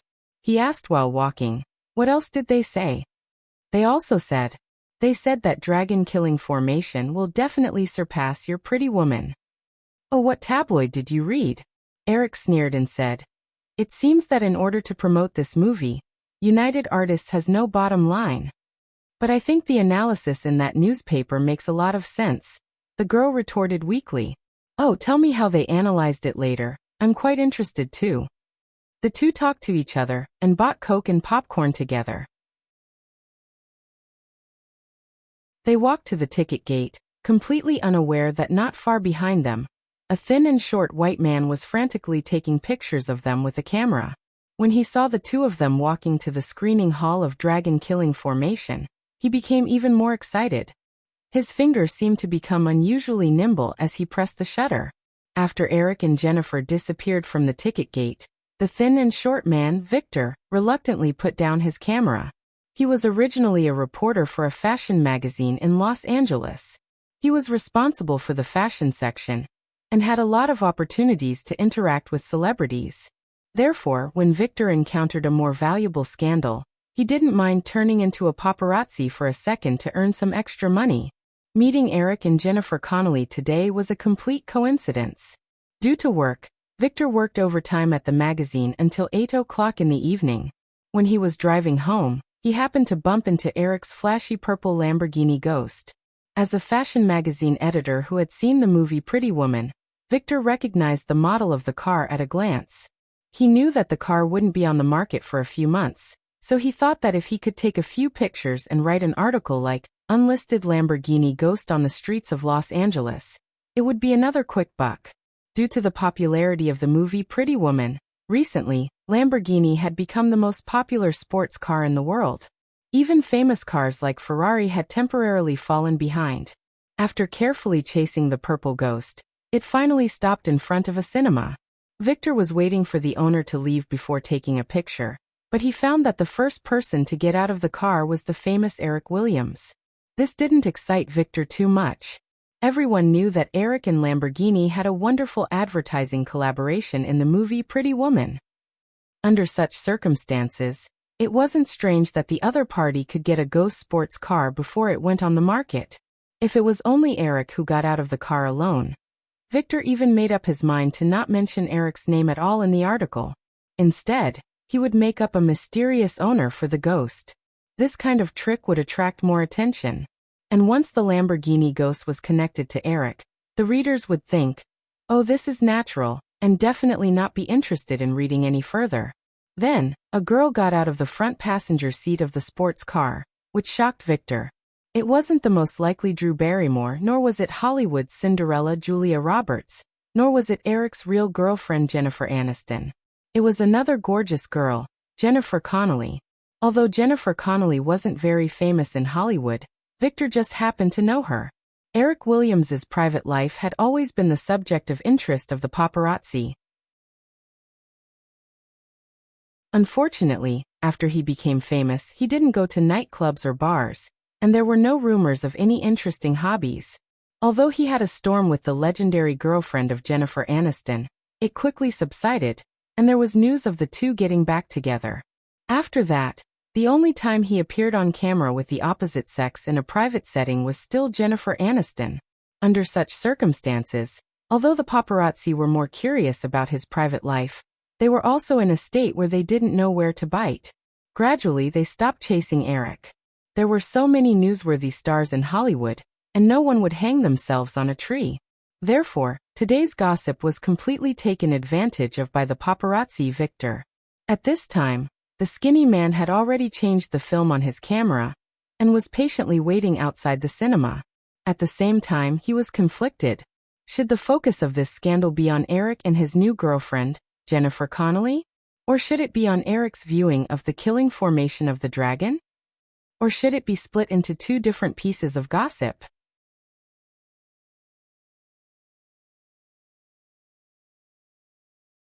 Chapter 114. Anti-Theft Post, please subscribe tomorrow. Los Angeles International Airport. Olivia stayed at Sharp Point Manor for 10 days before she planned to return to London. Eric wanted to send her back on his private jet, but their relationship had never been made public. Olivia was worried that someone would notice if she took Eric's private jet, so she chose a commercial flight. It was close to 4 o'clock in the afternoon. Eric stood in the VIP lounge of Los Angeles International Airport and watched Olivia's flight glide off the runway into the clouds before he turned to leave. It was already May 21st, another Friday. Although it had hurt a lot last night, it hadn't hurt his bones at all. He'd recovered after 3 or 4 days of rest, but he'd still recuperated, at home for more than a week. During this week, with the announcement that Firefly would stop working with Blockbuster, Hollywood was extremely lively. Media from all over North America, and even the world, were paying close attention to the dispute between Firefly and Viacom. Lei Sherdong lived up to his tough personality. He did not show any signs of backing down for an entire week. After publicly criticizing the Firefly system on Monday, he handed over all the public appearances to the other higher-ups of Viacom. However, despite Lei Sherdong's tough attitude, Viacom's stock price did not show the same level of toughness as Lei Sherdong. When Eric was having lunch with Olivia at noon, he received Viacom's stock price information from the East Coast as of the end of the week. Although after the big drop on Monday, Viacom's stock price began to slow down in the following few working days. However, the company's stock price still fell by 23% in a week, and $16.8 billion of market value was wiped off. At this time, compared to the $73.1 billion market value at the beginning of the week, Viacom's market value had plummeted to $56.3 billion. In just 1 week, the stock book loss reached $16.8 billion. Even if Lei Sherdong could bear it, the other shareholders of Viacom could not. Due to the dual ownership structure, the Lei Sherdong family still owned 56% of Viacom's voting rights. Under normal circumstances, almost no one could threaten the Lei Sherdong family's dominance over Viacom Group. However, the dual ownership structure was not omnipotent. Once the major shareholder with absolute control was unable to solve the company's problems for a long time, and seriously damaged the interests of the majority of shareholders, the external shareholders could still call for an interim shareholders meeting and vote to abolish the dual ownership structure of the company and reorganize the company's board of directors and management. According to the Securities Exchange Act of the United States, to abolish the dual ownership structure, the support of 2/3 of a company's shareholders was required. After the merger with CBS Group, the Lei Sherdong family only held 13.5% of Viacom's shares through the National Entertainment Company. The remaining 86.5% of the shares were held by institutions and public shareholders. If Lei Sherdong was stubborn and completely lost the support of all external shareholders, it would not be too difficult to win about 66.7% of the votes from the 86.5% of shares. Now the company's market value had plummeted $16.8 billion in a week. This had obviously reached the limit of what Viacom's external shareholders could bear. Lax. Olivier stayed at Sharphorn Manor for 10 days, then planned to return to London. Eric wanted to use his private jet to send her back, but the relationship between the two parties had never been made public. Olivier was worried that people would notice if she took Eric's private jet, so she chose a commercial flight. It was close to 4 o'clock in the afternoon. Standing in the VIP terminal of LAX, Eric watched Olivier's flight glide out of the runway and into the clouds before he turned around and left. It was already May 21st, another Friday. Although it had hurt a lot last night, it hadn't hurt his bones at all. He'd recovered after 3 or 4 days of rest, but he'd still recuperated at home for more than a week. During this week, with the announcement that Firefly would stop cooperating with Blockbuster, Hollywood was extremely lively. The media in North America, and even the world, were closely watching the dispute between Firefly and Viacom. Lei Sherdong was indeed a tough character. He did not show any signs of backing down for an entire week. After publicly criticizing the Firefly system on Monday, he handed over all the public appearances to the other higher-ups of Viacom. However, despite Lei Sherdong's tough attitude, Viacom's stock price did not show the same level of toughness as Lei Sherdong. When Eric was having lunch with Olivier at noon, he received Viacom's stock price information on the East Coast at the end of the week. Although after the big drop on Monday, Viacom's stock price began to slow down in the following few working days. However, the company's stock price still fell by 23% in a week, and $16.8 billion was wiped off its market value. At this time, compared to the $73.1 billion market value at the beginning of the week, Viacom's market value had plummeted to $56.3 billion. In just 1 week, the stock paper loss reached $16.8 billion. Even if Lei Sherdong himself could bear it, the other shareholders of Viacom could not. Due to the dual ownership structure, the Lei Sherdong family still owned 56% of Viacom's voting rights. Under normal circumstances, almost no one could threaten the Lei Sherdong family's ruling position over Viacom. However, the dual ownership structure was not omnipotent. Once the major shareholder with absolute control could not solve the company's problem for a long time, and seriously damaged the interests of the majority of shareholders, the external shareholders could still call for an interim shareholders meeting and vote to abolish the company's dual ownership structure and reorganize the company's board of directors and management. According to the U.S. Securities Exchange Act, to abolish the dual ownership structure, 2/3 of a company's shareholders had to support it. After the merger with CBS Corporation, the Lei Sherdong family only owned 13.5% of Viacom's shares through the National Entertainment Company.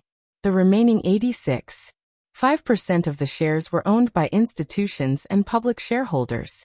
If Lei Sherdong insisted on doing things his way and completely lost the support of all the external shareholders, it would not be too difficult to get about 66.7% of the votes from the 86.5% of shares.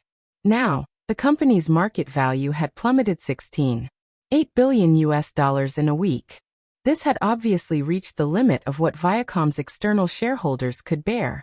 Los Angeles International Airport. Olivier stayed at the Sharp Corner Manor for 10 days before she planned to return to London. Eric wanted to send her back on his private jet, but the relationship between the two parties had not been made public. Olivier was worried that people would notice if she took Eric's private jet, so she chose a commercial flight. It was close to 4 o'clock in the afternoon. Standing in the VIP terminal of the Los Angeles International Airport, Eric watched Olivier's flight glide out of the runway and into the clouds before he turned to leave. It was already May 21st, another Friday. Although it had hurt a lot last night, it hadn't hurt his bones at all. He'd recovered after 3 or 4 days of rest, but he'd still recuperated at home for more than a week. During this week, with the announcement that Firefly System would stop cooperating with Blockbuster, Hollywood was extremely lively. The media in North America, and even the world, were closely watching the dispute between Firefly System and Viacom. Lei Sherdong was indeed a tough character. He did not show any signs of backing down for an entire week. After publicly criticizing the Firefly System on Monday, he handed over all the public appearances to the other higher-ups of Viacom. However, despite Lei Sherdong's tough attitude, Viacom's stock price did not show the same level of toughness as Lei Sherdong. When Eric was having lunch with Olivier at noon, he received Viacom's stock price information on the East Coast as of the end of the week.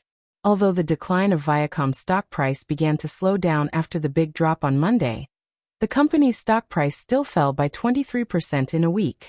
$16.8 billion was wiped off its market value.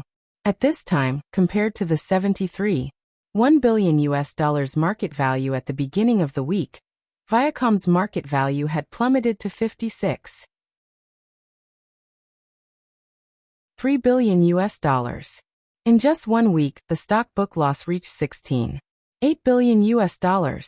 Even if Lei Sherdong could bear it, the other shareholders of Viacom could not.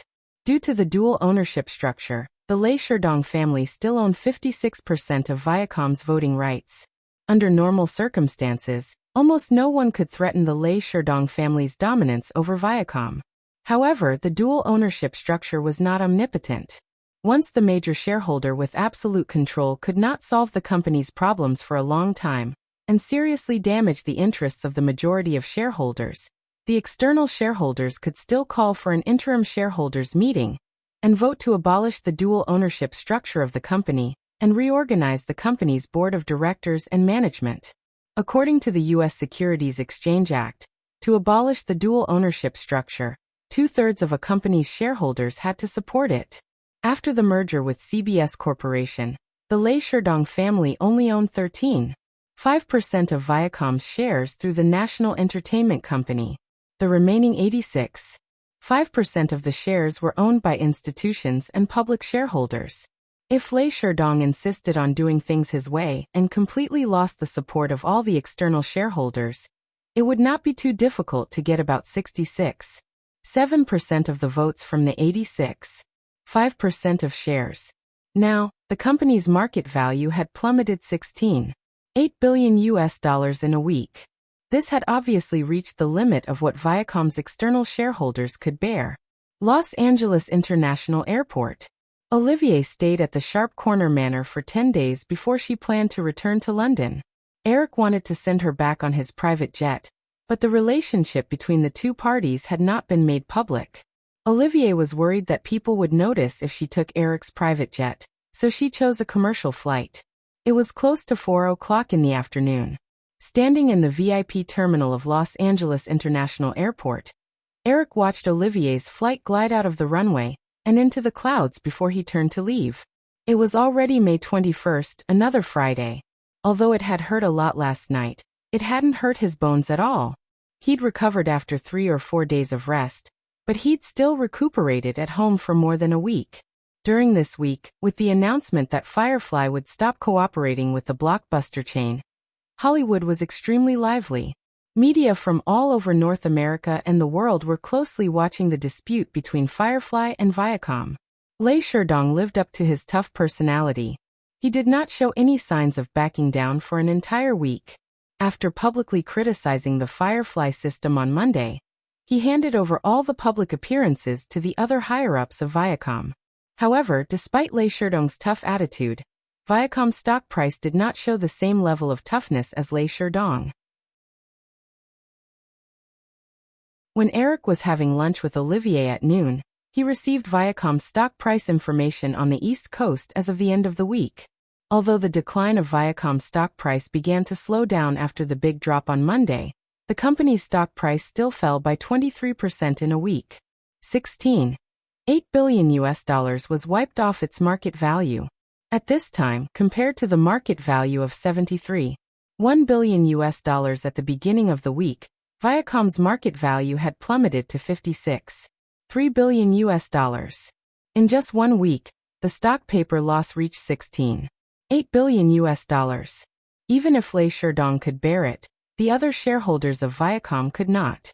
Due to the dual ownership structure, the Lay Sherdong family still owned 56% of Viacom's voting rights. Under normal circumstances, almost no one could threaten the Lay Sherdong family's ruling position over Viacom. However, the dual ownership structure was not omnipotent. Once the major shareholder with absolute control could not solve the company's problems for a long time, and seriously damaged the interests of the majority of shareholders, the external shareholders could still call for an interim shareholders meeting and vote to abolish the company's dual ownership structure and reorganize the company's board of directors and management.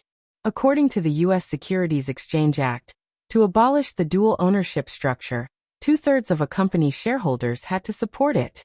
After the merger with CBS Corporation, the Lay Sherdong family only owned 13.5% of Viacom's stock through the National Entertainment Company. The remaining 86.5% of the stock was owned by institutions and public shareholders. If Lay Sherdong insisted on doing things his way and completely lost the support of all external shareholders, it would not be too difficult to get about 66.7% of the votes from the 86.5% of the stock. Now, the company's market value had plummeted $16.8 billion in a week. This had obviously reached the limit of what Viacom's external shareholders could bear. After the merger with CBS Corporation, the Lay Sherdong family only owned 13.5% of Viacom's stock through the National Entertainment Company. The remaining 86.5% of the stock was owned by institutions and public shareholders. If Lay Sherdong insisted on doing things his way and completely lost the support of all external shareholders, it would not be too difficult to get about 66.7% of the votes from the 86.5% 5% of the stock. Now, the company's market value had plummeted $16.8 billion in a week. This had obviously reached the limit of what Viacom's external shareholders could bear. You're tuning in to the Earbook Haven YouTube channel. Don't forget to subscribe and join us on this journey to catch the most captivating stories.